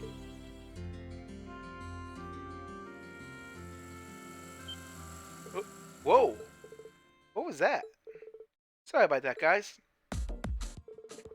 Hey, I recognize you too. You guys came here for a field study one time with your other classmates, right? Hit the nail on the head, but mind explain what those two tiny cars are? Actually, I think I remember seeing them during our field study too. These babies, they're a new kind of toy that we're developing. We're calling them Orbital remote control cars. They're basically little cars that run on Orbital power that you can drive around with these radio frequency controlled devices. With things settling down here in Roa, we'll often test our new improved ones all around town. I had a remote control car when I was a kid during the 80s. I still have it, though unfortunately I long lost the control device for it. So it's more of a neat little antique decoration now than useful for anything else.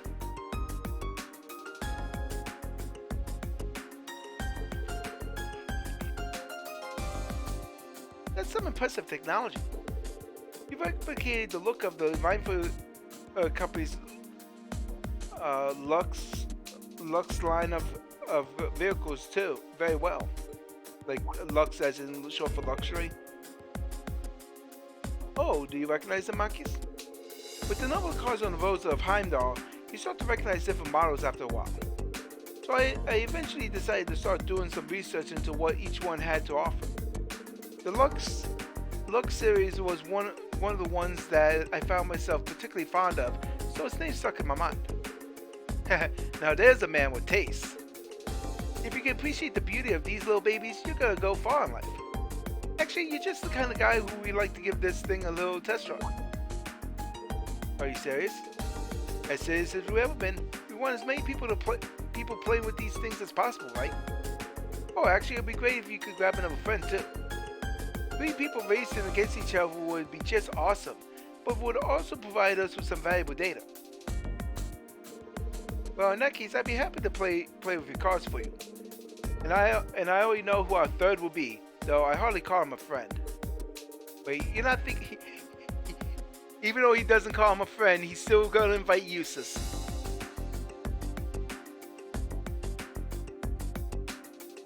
Yep, he still invites Eustace. Even though he's like, nope, he's not my friend. Of all the things you could summon me out of the blue for, a toy car race? Still, it's not as though I have anything better to do. I accept your challenge. Smart way you still can. I expect you to give this your all to me. Okay, if you insist. Oh, now that you know the controls, the course will take you from here, around the front of the RF building, and to the top of the steps over near F. You're gonna have to chase after your cars though, since the overways have a limited range. Well then, shall we get started? Take your positions. Get ready, set, go! The cars left the starting line and the race of the century began. The 3 of them chased furiously after the cars, struggling to adjust to the unfamiliar controls. As they finally neared the finish line, Eustace and Marcus hit their competitive peak, each one desperate to claim victory. Get the hell out of my way! Kneel before me, fool! Guys, calm down or you're gonna... Oh. What? Impossible!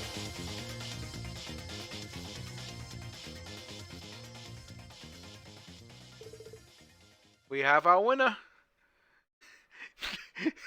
I don't know how they managed to just veer off to the sides and crash.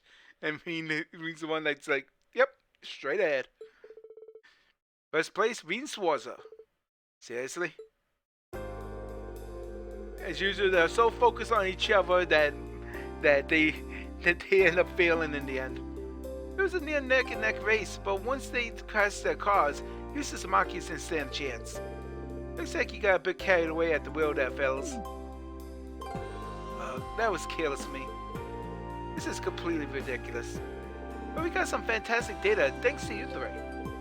We'll have to get this back to the lab and start brainstorming improvements right away. Great work, you guys. The race complete, Eustace went back to whatever he was doing, and the researchers skipped off gleefully to the Institute.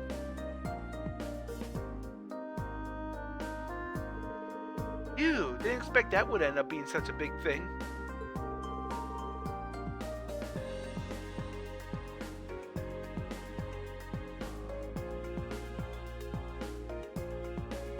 I'm a little frustrated that I didn't manage to come in first.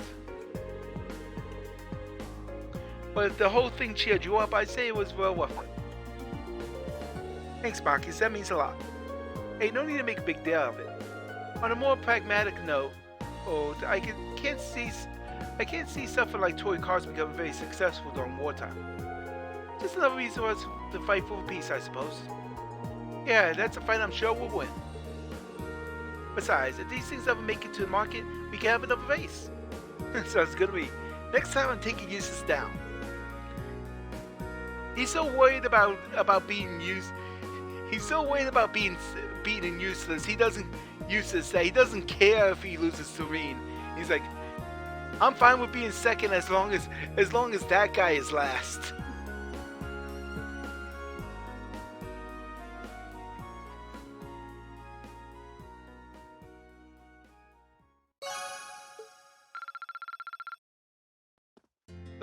The line of thinking of like, I'm fine with not winning as long as that guy loses. Those remote control cars are fascinating little toys, aren't they? If they hit the market, I'll be the first in line, even if I have to sleep out in front of the store to do it. But on that day, I'll challenge you to another race and I'll win. If you can. Okay, so before we actually move on to part 3, I'm going to take a brief break, and when I get back, we'll continue with more Trails of Cold Steel 2. So I'll see you when I get back.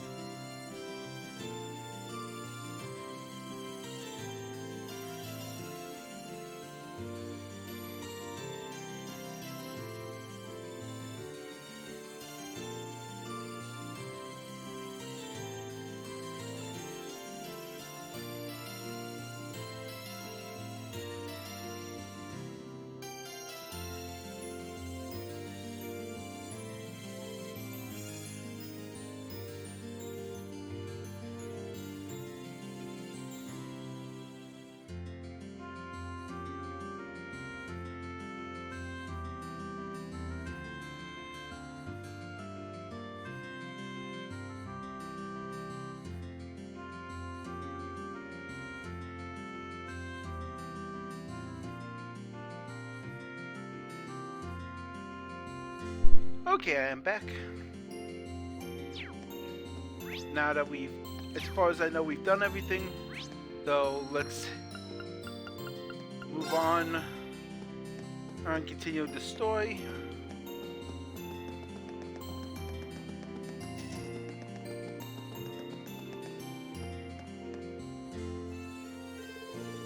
Should I go and check on Valimar in the hold?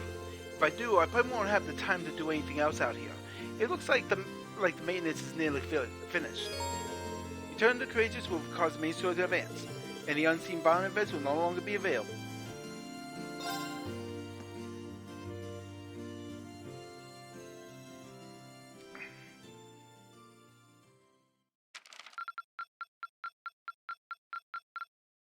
Yep. 9,500 mil for completing the quest. And we're now A4. We get Strega Omega for A5. And Domination for A4, our second Domination. Time to make another character be able to do massive damage on the first attack.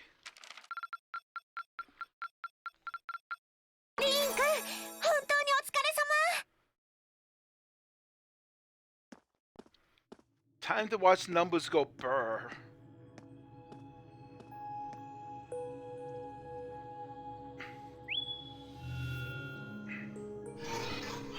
Greetings, my awakener. How are you feeling, Valimar?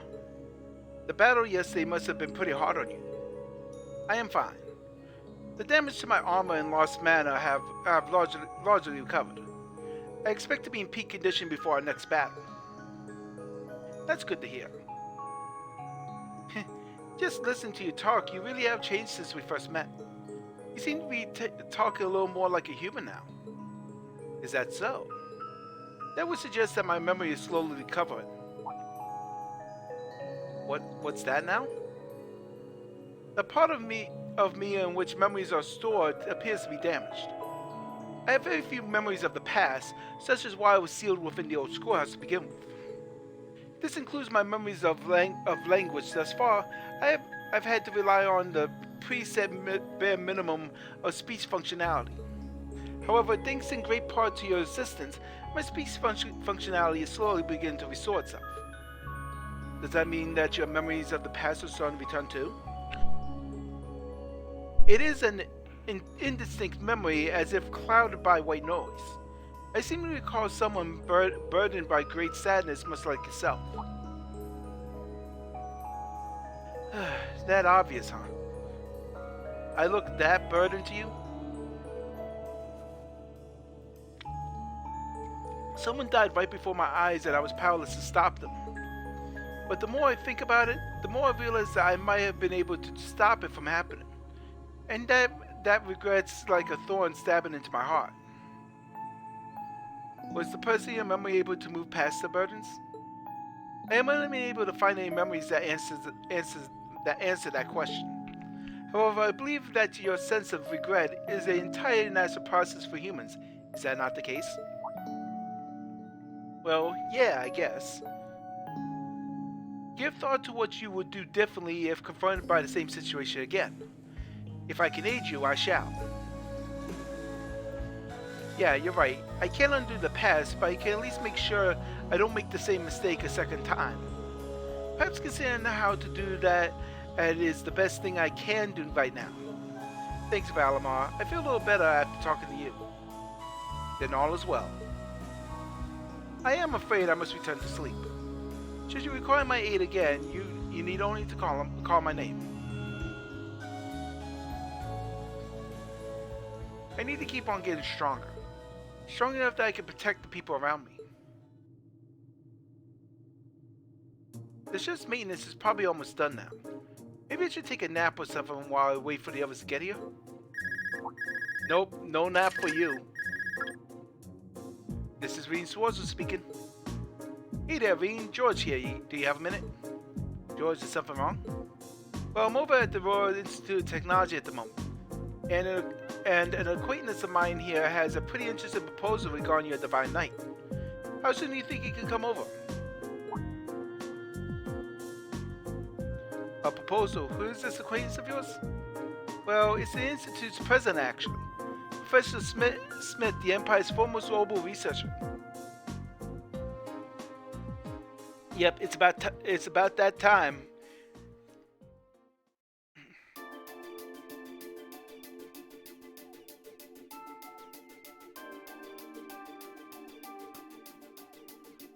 It's time to work on making that.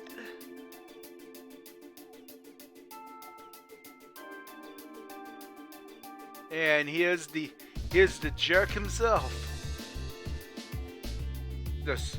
I mean, he's a incredibly talented jerk, but a jerk nonetheless. The name's G. Smith. I serve as this institute's president. I certainly wasn't expecting the pilot of that Ashen Knight to be only a boy. The Alliance ought to be damn near ashamed of themselves that they keep losing to a snot-nosed brat like you. I don't think that's any way to talk to a person you've only just met. Besides, he happens to be one of the students who helped get you that minor medal earlier in the year.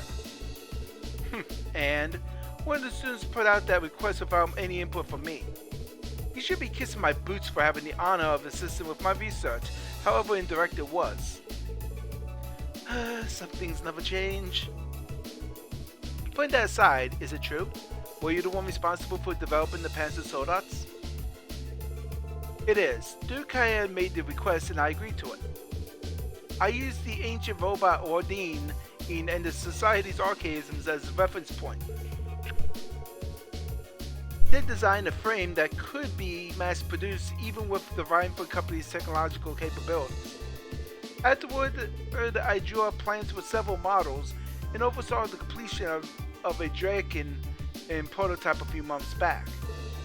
Why do you ask? Do you have any idea what you've done? You're wasting your time, He develops whatever catches his interest, loses himself in it until he's done, and to hell with the consequences. The railway guns in Guerrilla Fortress and the Orville wave jamming device in Nord were both designed by him too. Unbelievable. Bah, an engineer who doesn't strive to satisfy his intellectual curiosity is a sad sight of an engineer. We just design things. It's up to the users to decide what to do with them. Do you get it now? It was because I couldn't cope with this part of him that I ended up going to the academy over there. Yeah, I totally get it, unfortunately. Oh wait, what made you come visit the professor to begin with? Ah, of course. That was what I called you here for. I was hoping I might be able to get some kind of advice or pointers from you. You know, about getting a new weapon for Valimar. Oh. 余計な世話ついでに忠告だ。そろそろ獲物もなんとかしろ。お前の八王一刀流、刀抜きで進化を発揮できんのか。武装デバイスの選択は重要。ライザーとの相性によって戦闘効率が飛躍的に上昇する。George told me about what you're after. He says you want a weapon capable of fighting on equal terms with the Azure Knight. We might have gone our separate ways, but he's still a former student of mine. I'm open to the possibility of designing something for you. Really? You make a weapon for Valimar? I said be open to the possibility. Let's not get ahead of ourselves. If you want my help, I have one condition. Zemurian ore. Ring any bells for you, Reen? I think so. You used that to make weapons for us before, didn't you, George? Oh, you know of it. It saves me the effort of explaining that. It's an extremely rare ore found here in Zemuria. It's an astoundingly strong material that possesses a mysterious radiance within it. And what's more, as I learned while developing the Soldaten, the frames of the Divine Knights are made up of that very ore. Your Ashen Knight included. I had no idea. The double saber Ordine uses appears to be made of it too, which I'm sure you figured out. Means if you're ever going to compete against Crow, you're going to need an Itachi made of Zemurian ore too. To make one, however, you're going to need vast quantities of ore. Yet it was only recently discovered how to refine the ore at all. Processing will be immensely difficult. Yep, the first person to refine it was Albert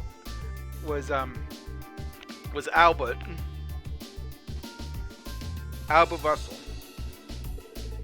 Bring me the materials and I'll be willing to assist you. The concept of weapon that can compete against Divine Knights is of great interest to me. Even when you're helping people, it's only to help yourself.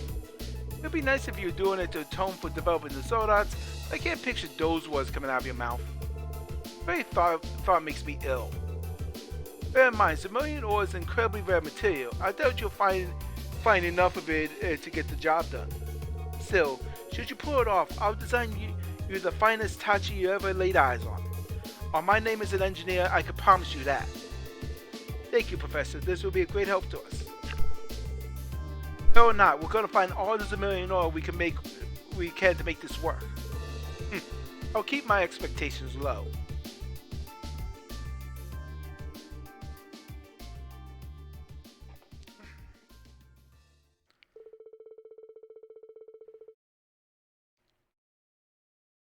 The advice we received on forging a new weapon for Valimar came from a surprising source, but they could not have asked for better. After politely excusing themselves, Rean and George left the Institute to reunite with the rest of the crew. And once the maintenance was declared complete, they boarded the Krasis and departed for Mora. Yep. That's what this part's gonna be about, is working on collecting Zemurian ore for making a Tachi for Valimar.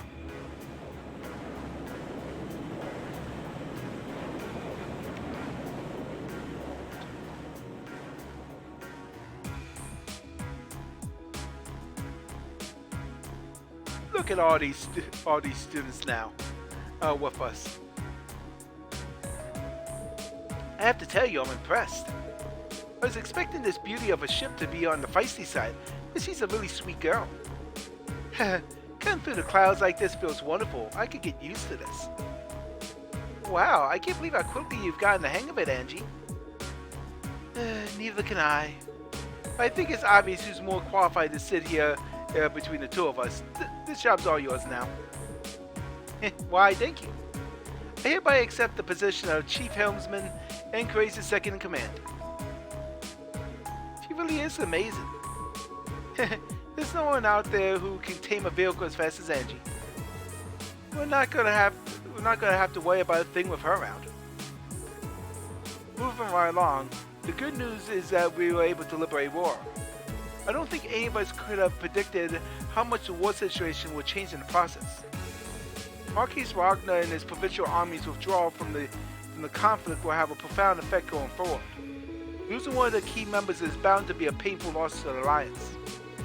For one thing, it should make things easier for Lieutenant General Vander and the 3rd Armored Division.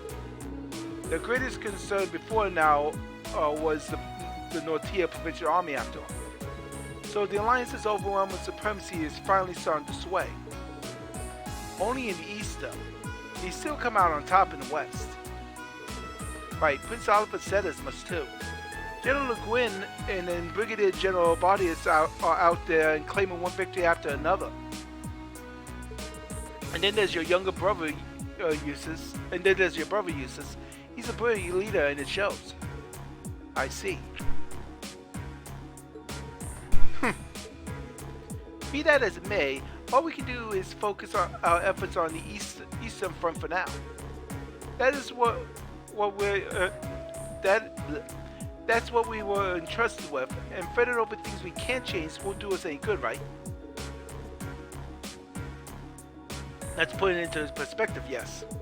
We've got our hands full over here as it is, so let's make every moment count. Time to get back to gathering all the info we can. Speaking of, mind giving us an update on the situation of Valimar's weaponry? Alright, how could we forget? Professor Smith agreed to cooperate with us, didn't he? Cooperate is a strong word, Elisa. He only cares about what interests him. That it ends up benefiting us is purely secondary. And remember, he's only going to help if we happen to find enough Zemillian ore to make the weapon. How are we going to get stuff that rare is beyond me, though? He said that Valamar himself is made of that ore, did you not? You wouldn't happen to have any ideas, would you, Emma? I'm afraid the Hexen clan knows very little concerning the creation of the Divine Knights. Some legends passed down through the clan says they were made during the time of the Great Collapse. Specifically, they were forged by artisans who call themselves gnomes. Huh, that's an interesting name. Isn't that right, George Gnome?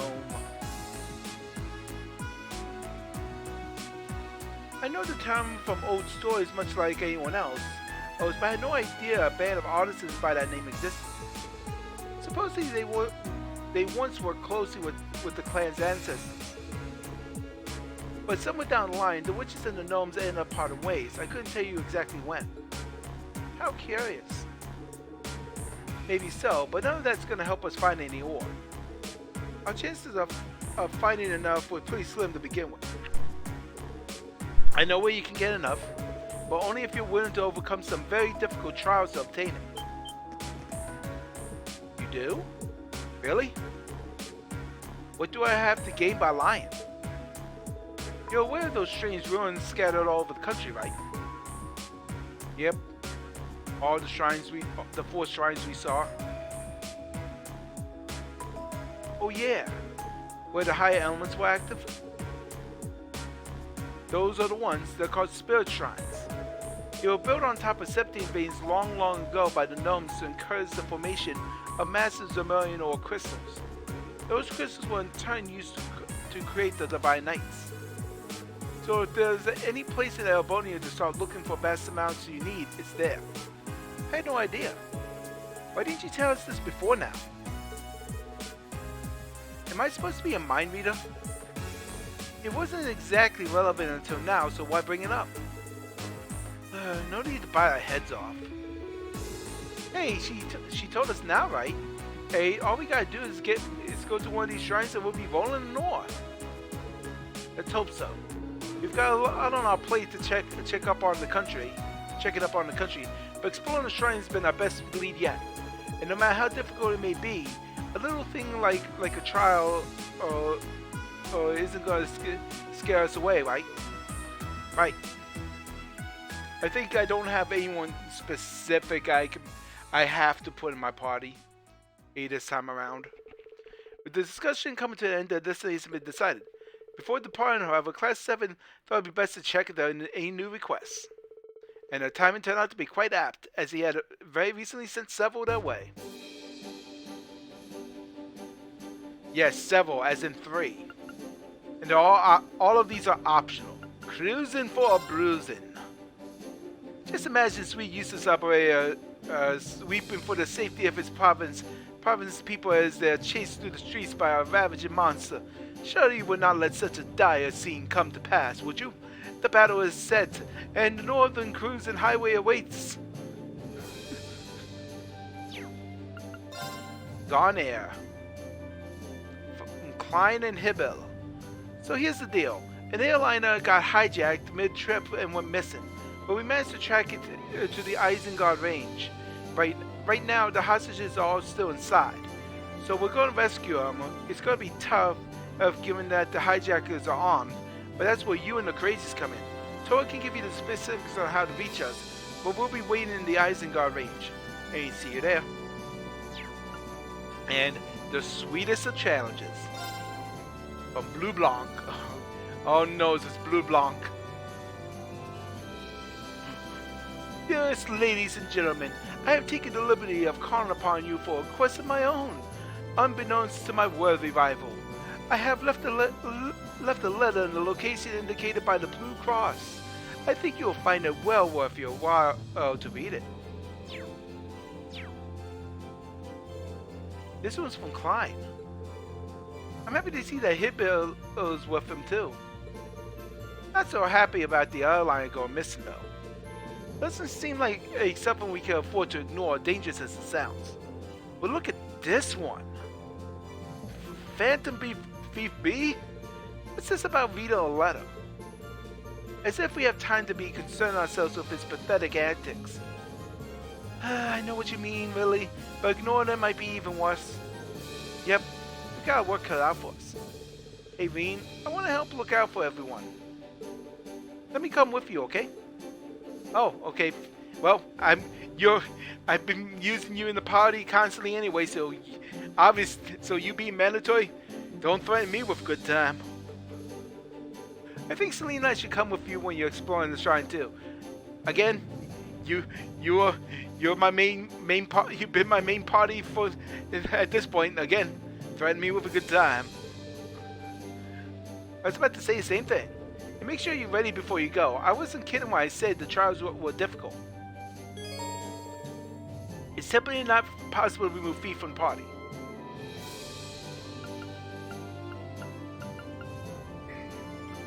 Okay, Laura, Emma. Let's grab Eustace and Sarah.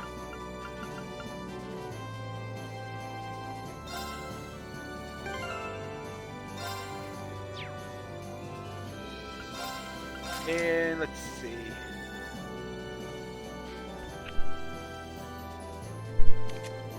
I just gotta decide who I want to give.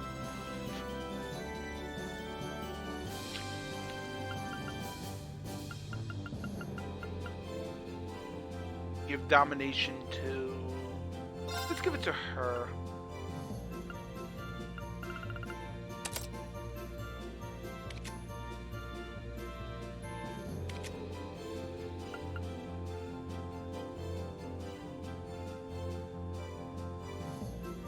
Yeah, I'm at the point where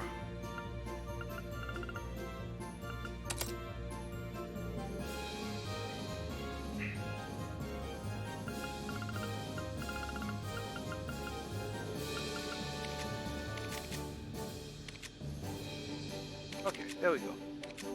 Oh yeah, I gotta give him stuff too.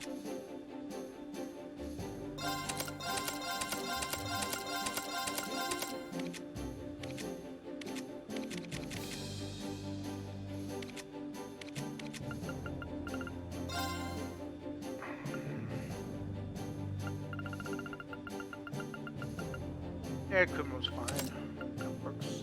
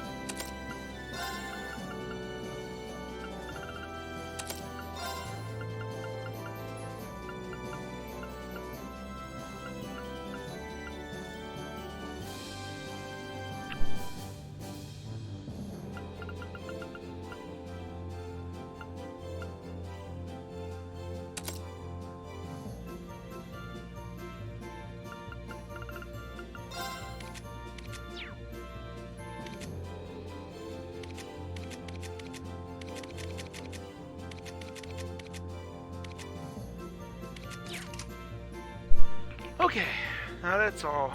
Oh, wait a minute. Almost forgot.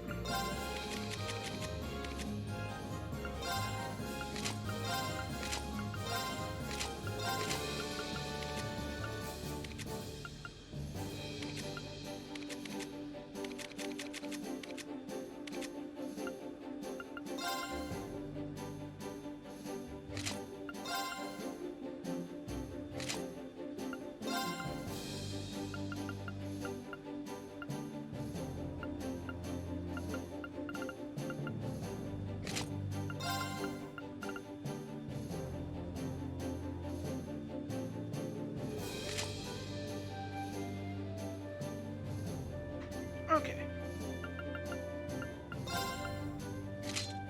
There we go.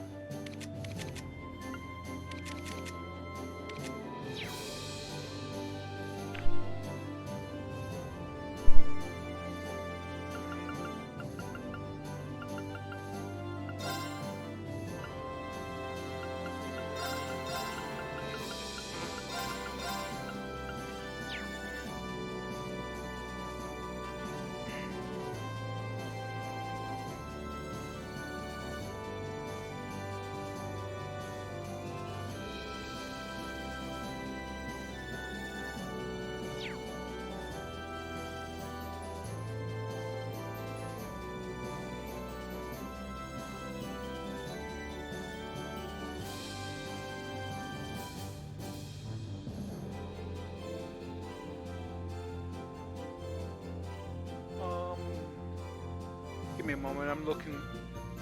Want to make sure I'm not missing anything.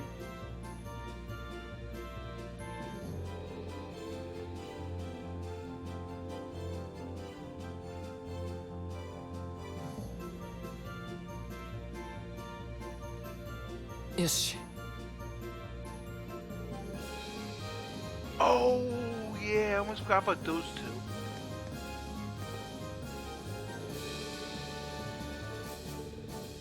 Did you see the request from Klein and Hippo? Yeah, it sounds like they've run into something pretty serious. Yep, but usually be a matter for one of the armies, but with the war going on, they can't spare the manpower. That's when the two of them decide to step in and take matters in their own hands. If we can, we'll be sure to go and help them out too. What did you say they were currently waiting the Isengard range? Right, apparently the hijacked airliner is being kept somewhere near there. I know the exact coordinates too, so just let me know when you're ready to go. We'll get you that right there.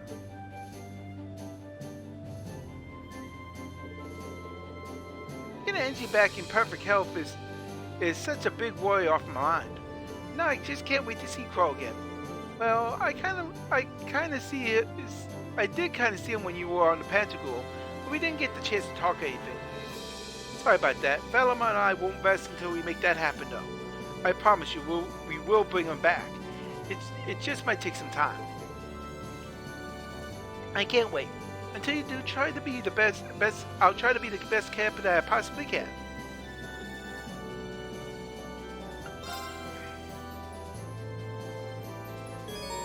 You can now travel the Isengard range using Courageous. Fly in there whenever you wish to start the request. Now we can go to Aurora. And the mine. And the barrier. You can also now fly to the four spirit shrines that were discovered directly.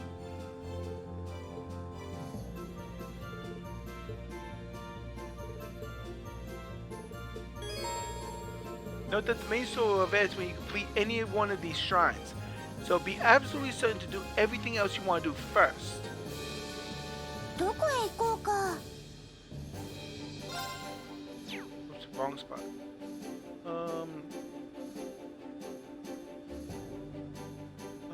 Where are we? We want to go to Nature Park first. 走る。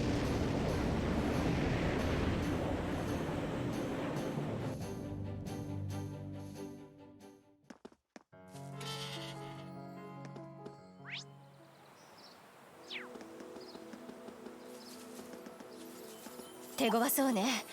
気を引き締めなさい。でかいな。心してかかるぞ。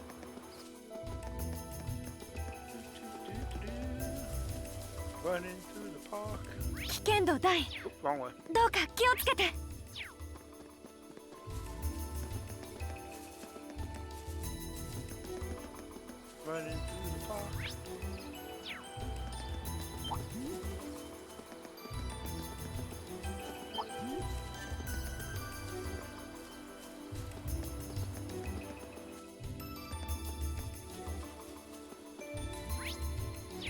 Yep. Hey, look, Cryptid. Gonna take you on. 手強いぞ。気をつけろ。俺の番だな。行くぞ。オーバーライズ。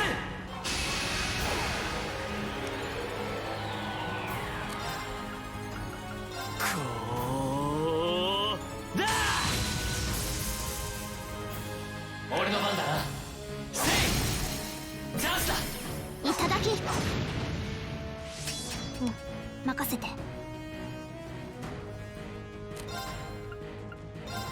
やっ。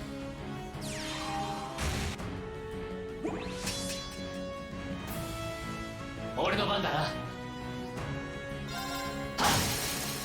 リムだ。いただき。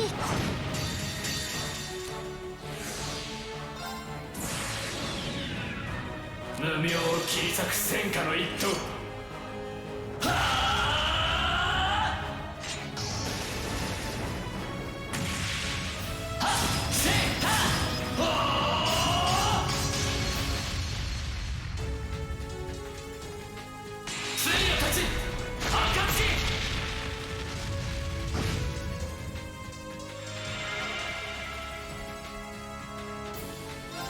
けてみよう、我が前例の奥義。せいやっはっ、うわーほえろ獅子校長だ。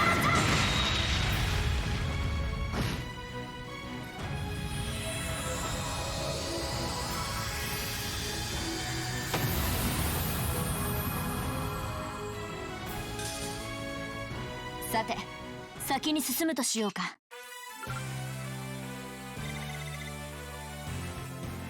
Destroyed.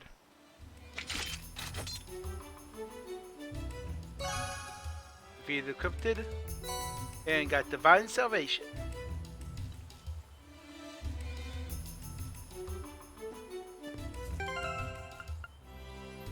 Okay.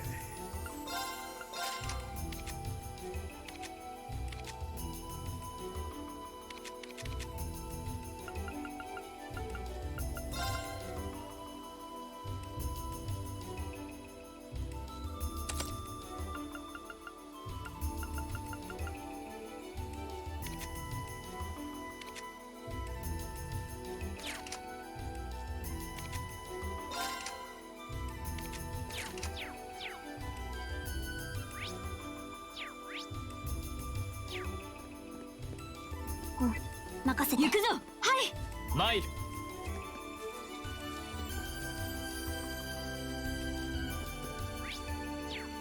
Now, unfortunately, we gotta walk all the way back out from here.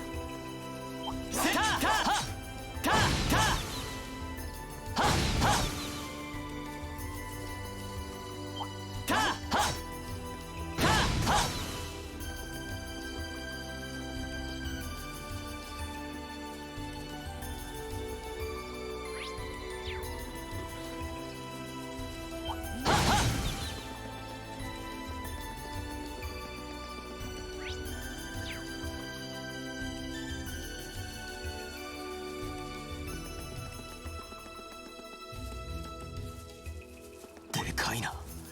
心してかかるぞ。危険度大、どうか気をつけて。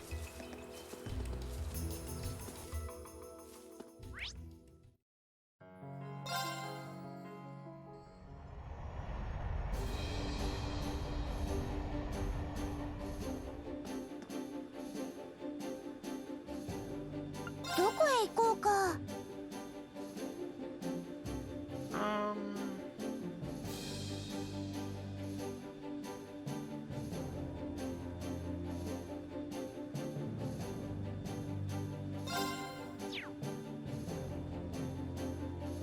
カレージャス発進。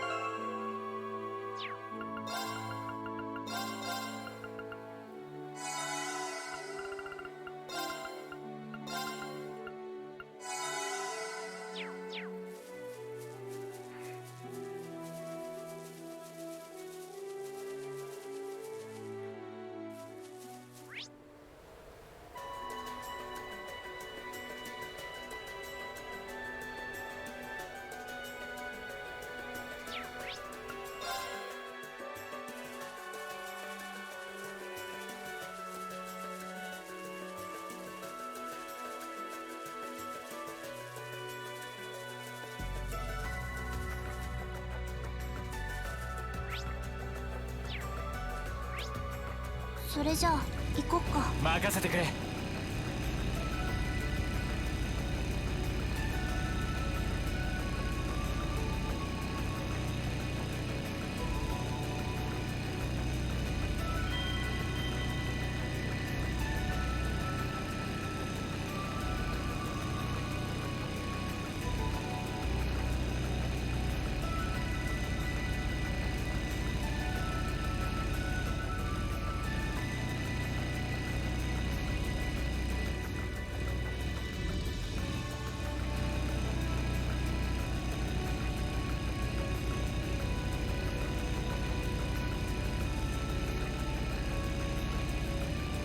Just gonna crash right into it. Bam!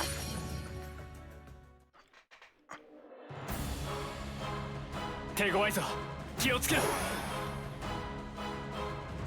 参る受けてみよう我が前霊の奥義せいやったうわーほえろ獅子交渉行くぞ Bam! Damn, she does with domination. アクセルする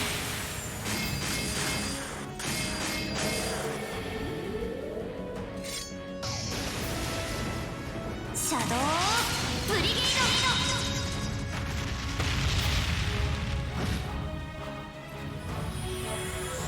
ド And dead.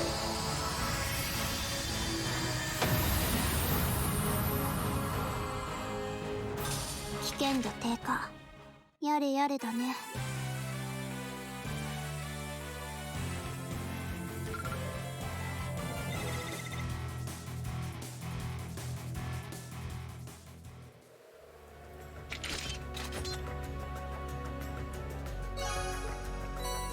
Glimmering Star Gem.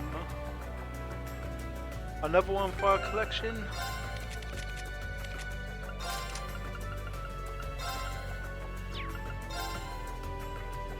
Yeah, Fire, Time, and Earth.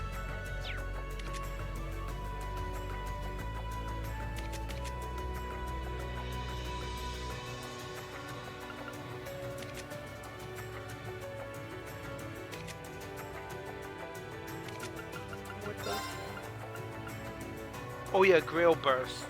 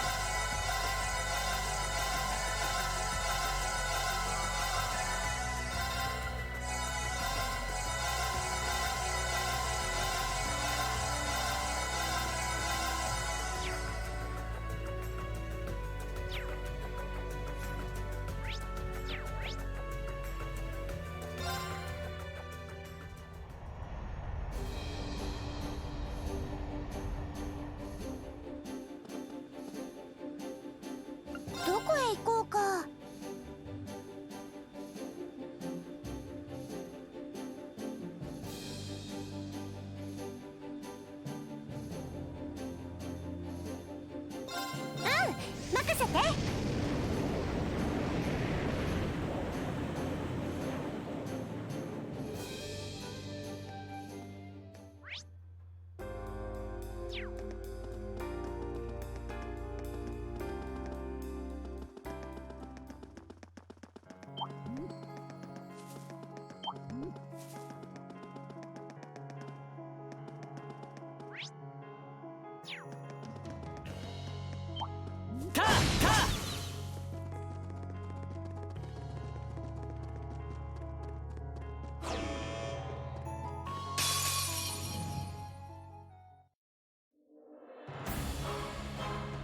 強敵です。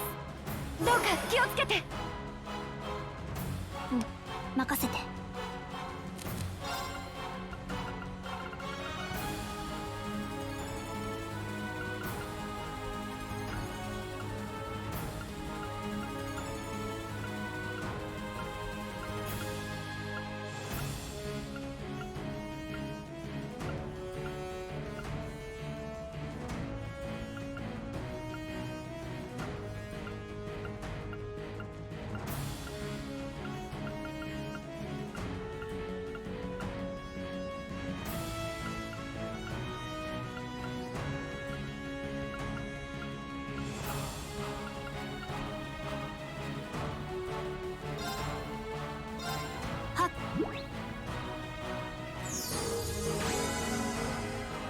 俺の番だな。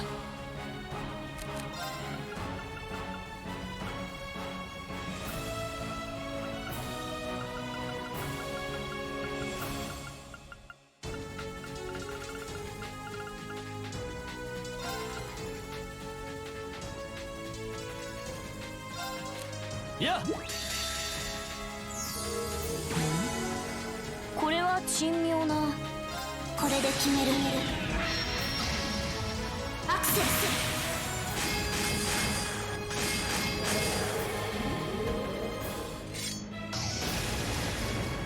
シャドウブリゲ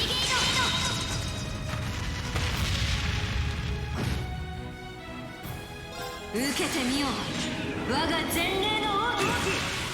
せいやっはっ、うわー、ほえろ獅子交渉だ。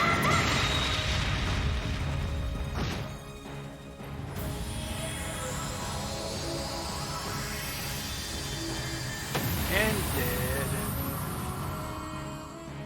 Another one bites the dust. 精進するがよい。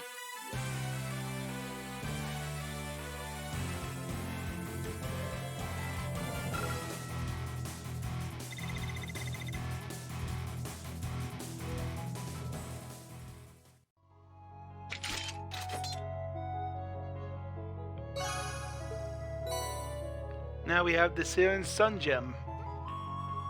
Oh, a second one, I should say. Another one.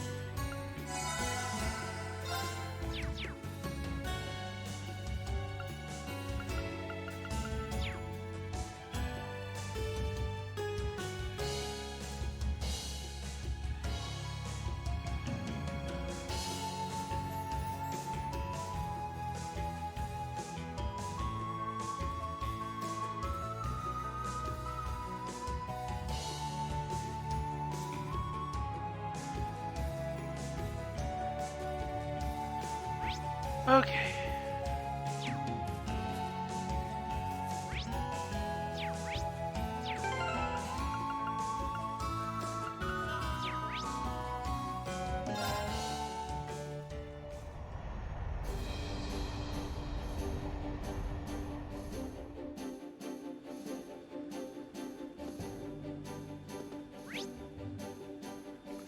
Let's see.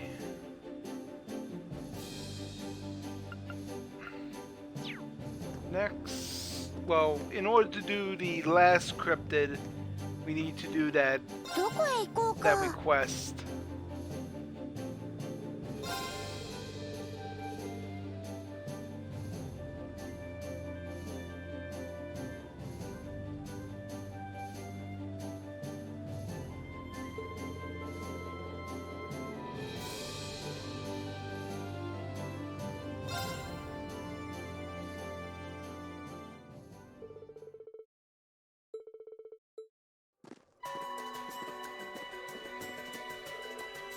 Hey, you made it.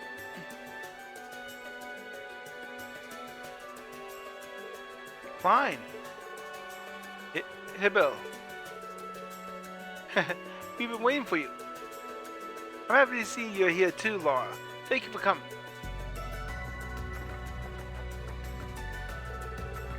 I'm happy to see you both okay. Have you been fighting by yourselves all this time?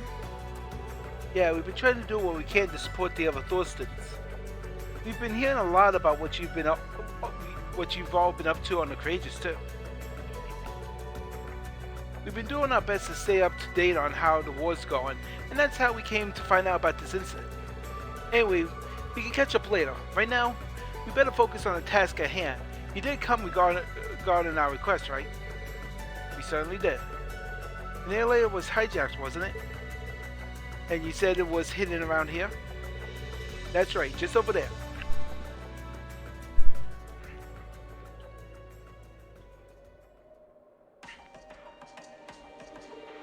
That's it then.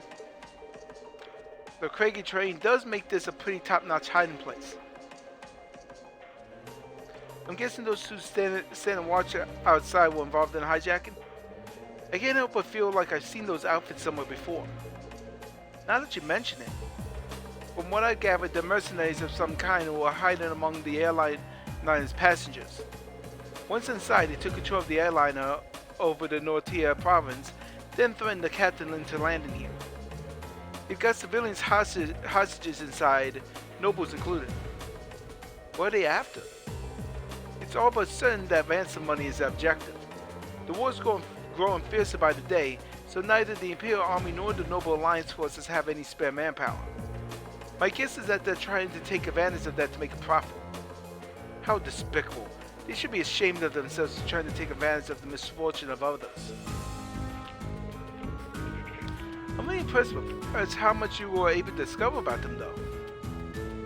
We were working alongside them at the moment. We ran into a squad of theirs not too long ago and ended up swapping info. We've been working together ever since then. That's when they let me borrow this rifle too. Alright, it's kind of weird seeing you with one though. Anyway, get back to the subject at hand. Neither army has the manpower to do anything about this right now. So we wonder if we might be able to rescue the hostages ourselves. Gotta show that we're military students at some point, right?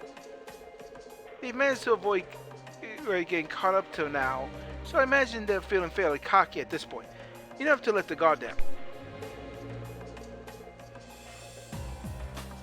So with your help, we might even be able to capture them along with saving the hostages. So, think you can lend us a hand? Of course. There are civilian lives at stake here. There's no way we can turn a blind eye. Knowing what we do, well, I feel it's only right that we assist you. Yep, and we come all this way, might as well do what we can. Thanks. This will make things a lot easier on our end. We'll be counting on you. Right, our current plan was drawn up based on the assumption that only Hibel and I will be participating. Now that we got you and the Courageous here, it could probably do with a few modifications. You guys ready?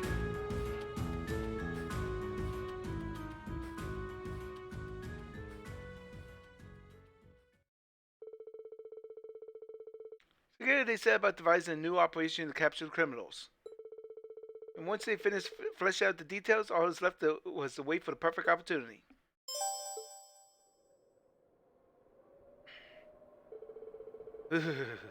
How long are we gonna have to stay out here? I'm freezing my butt off.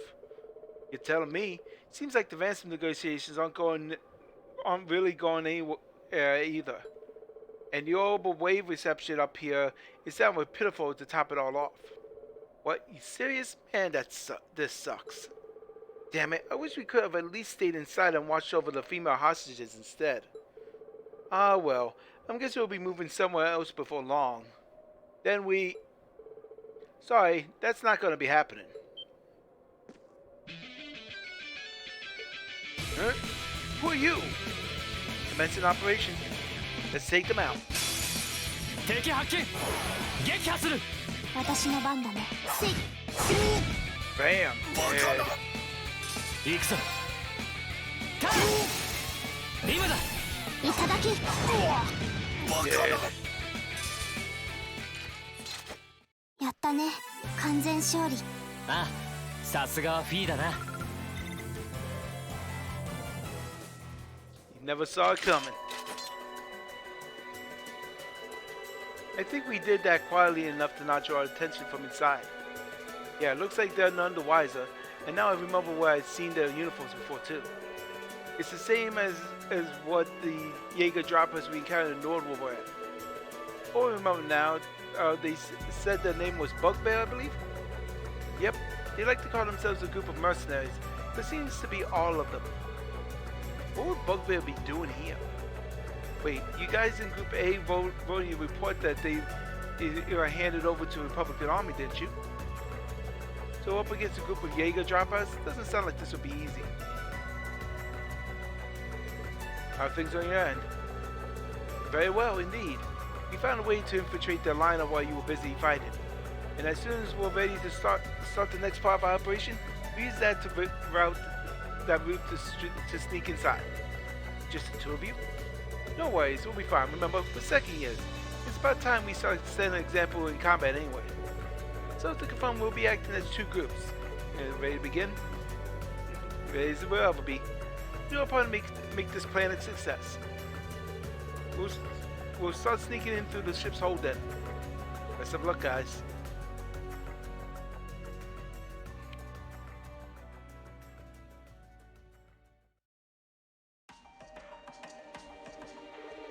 It's eerily quiet in here. I don't think there's anyone in this part of the ship at least. Looks like the hostages are on one of the upper floors.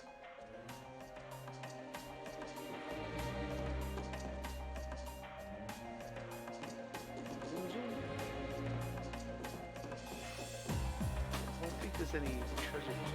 Oh wait a minute, we've been on this airship before, because this is the one. This is the treasure chest I opened one before we saw Eustace.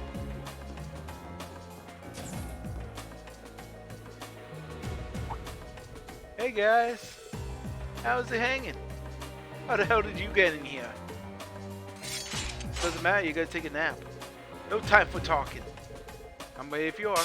めんどいな、さっさと片付けよう。俺の番だな。見ろ肩。はい。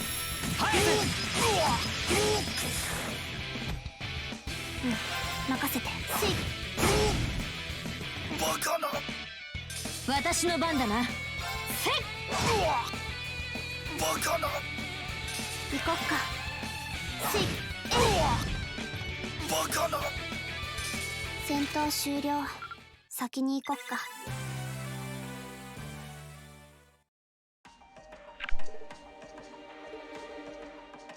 Damn kids. Phew, that wasn't so bad. No sign of reinforcements either. Not many of the guys are here at all, really. That way must lead to the bridge. There's a real possibility that they'll try and ambush us as we make our way through the ship. I think we should check inside the bridge and get in the guest rooms just in case. All for it.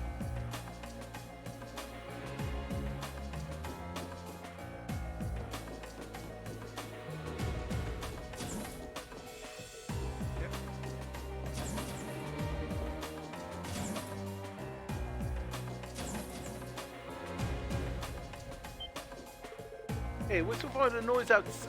Wait, who are you? 敵発見。行くぞ。 Oh, this feels like bullying. 今だ。 Just the one guy. バカな。 Nap time for you. Yeah. Yo, I was expecting to actually run into one of them in here. Maybe he was on break? Hold on, he's got something on him. Car key 1. This looks like a car key. Might be able to use it for something. Let's take it with us.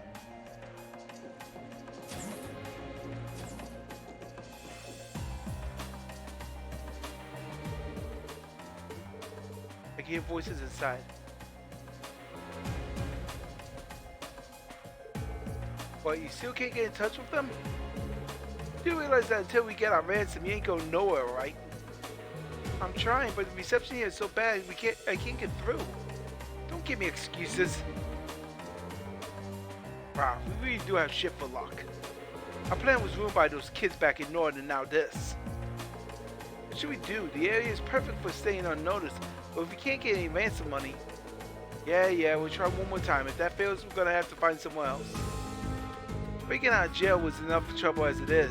We can't let a chance like this pass us by. As soon as we get that ransom money, the world will know Bugbear is a real Jaeger Corps.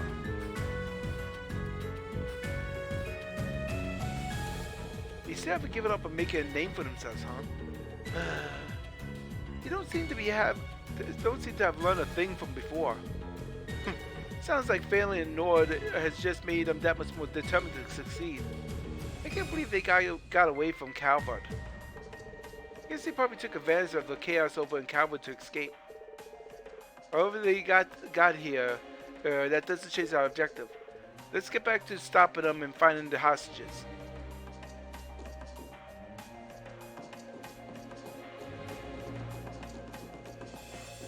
I mean, if you think about it, the people flying the airship are also hostages too. Should be able to get to the third floor now. Stay alert. No one's here? Actually, it says people on the other side of that door. Given that we couldn't find the hostages anywhere on the lower floors, seems like they're all being kept here. Probably going to be a lot of people guarding them too. Get ready, guys.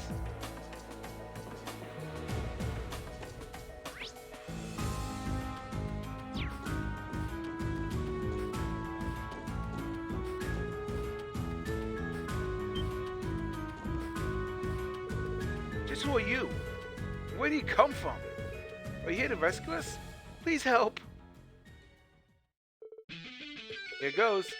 Commences suppression of targets. なんとか切り抜けましょう。俺の番だな。2の肩、早く。行こっか。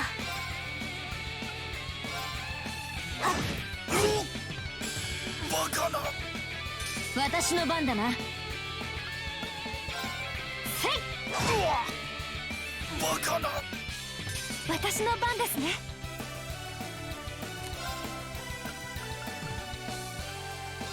はあ。やっ。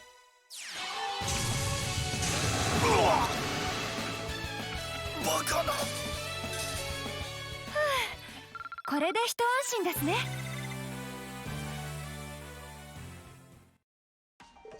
This can't be happening. Curse you. Alright.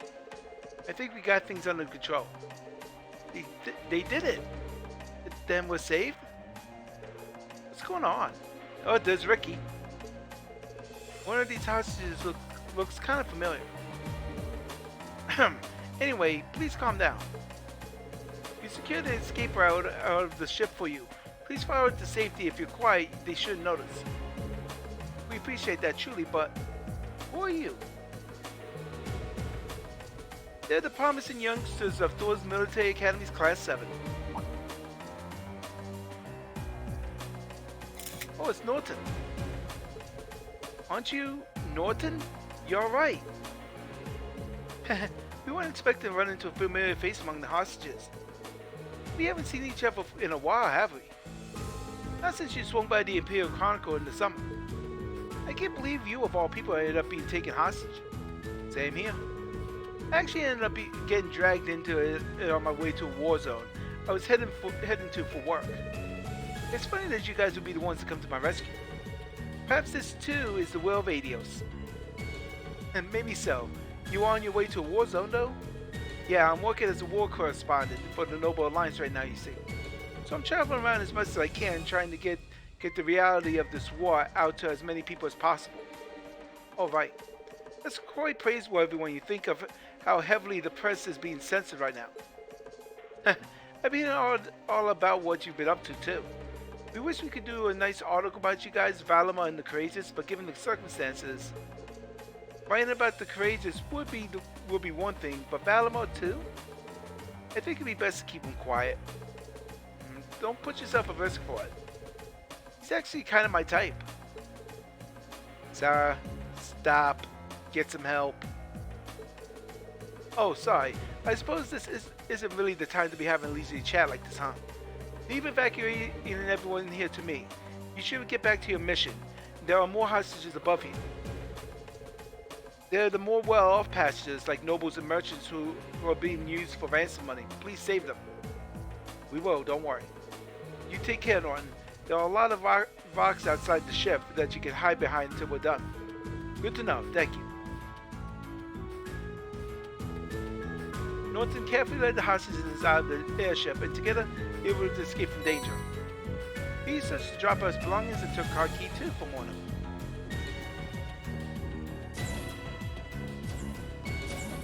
Oops, wrong way.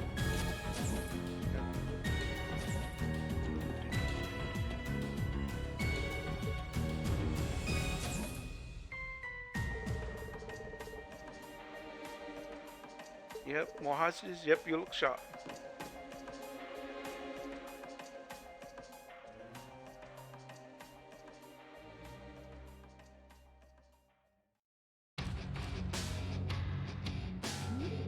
Please, just let us go. If it's money you want, just take it. I beg you, stop this madness. Sheriff, that's enough from you. We'll get all the mill we need from the ransom money. Besides, the mill is secondary here. What we really want is the achievement of pulling this off. What do you mean? Huh. We want to be known as the guys who were able to hijack a plane in a nation with a military as crazy as this. We're not going to be able to call ourselves a Papayehu Corps if we can't outsmart the Albonian military. Now that you know, pipe down until we get our damn ransom money. That goes for you young ladies too, unless you want those pretty faces of yours all scratched up. Adios, help us. Stop right there.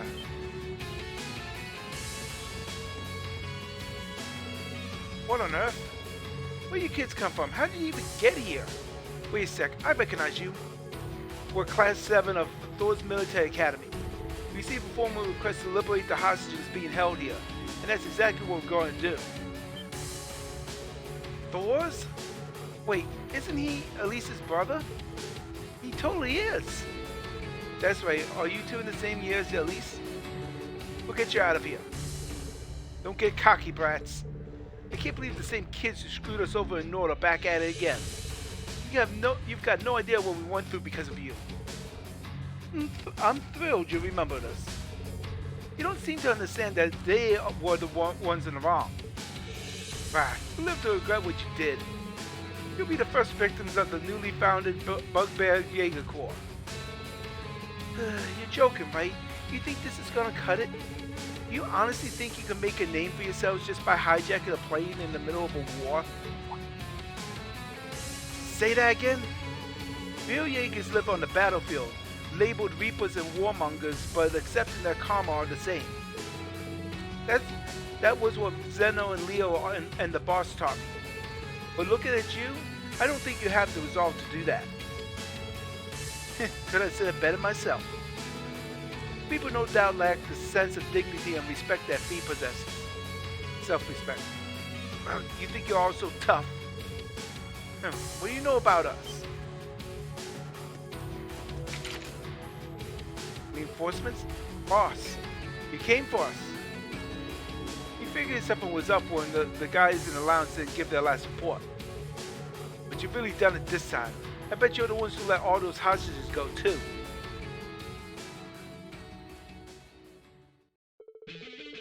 We're gonna make you regret you ever crossed us. Fill them full of whole boys.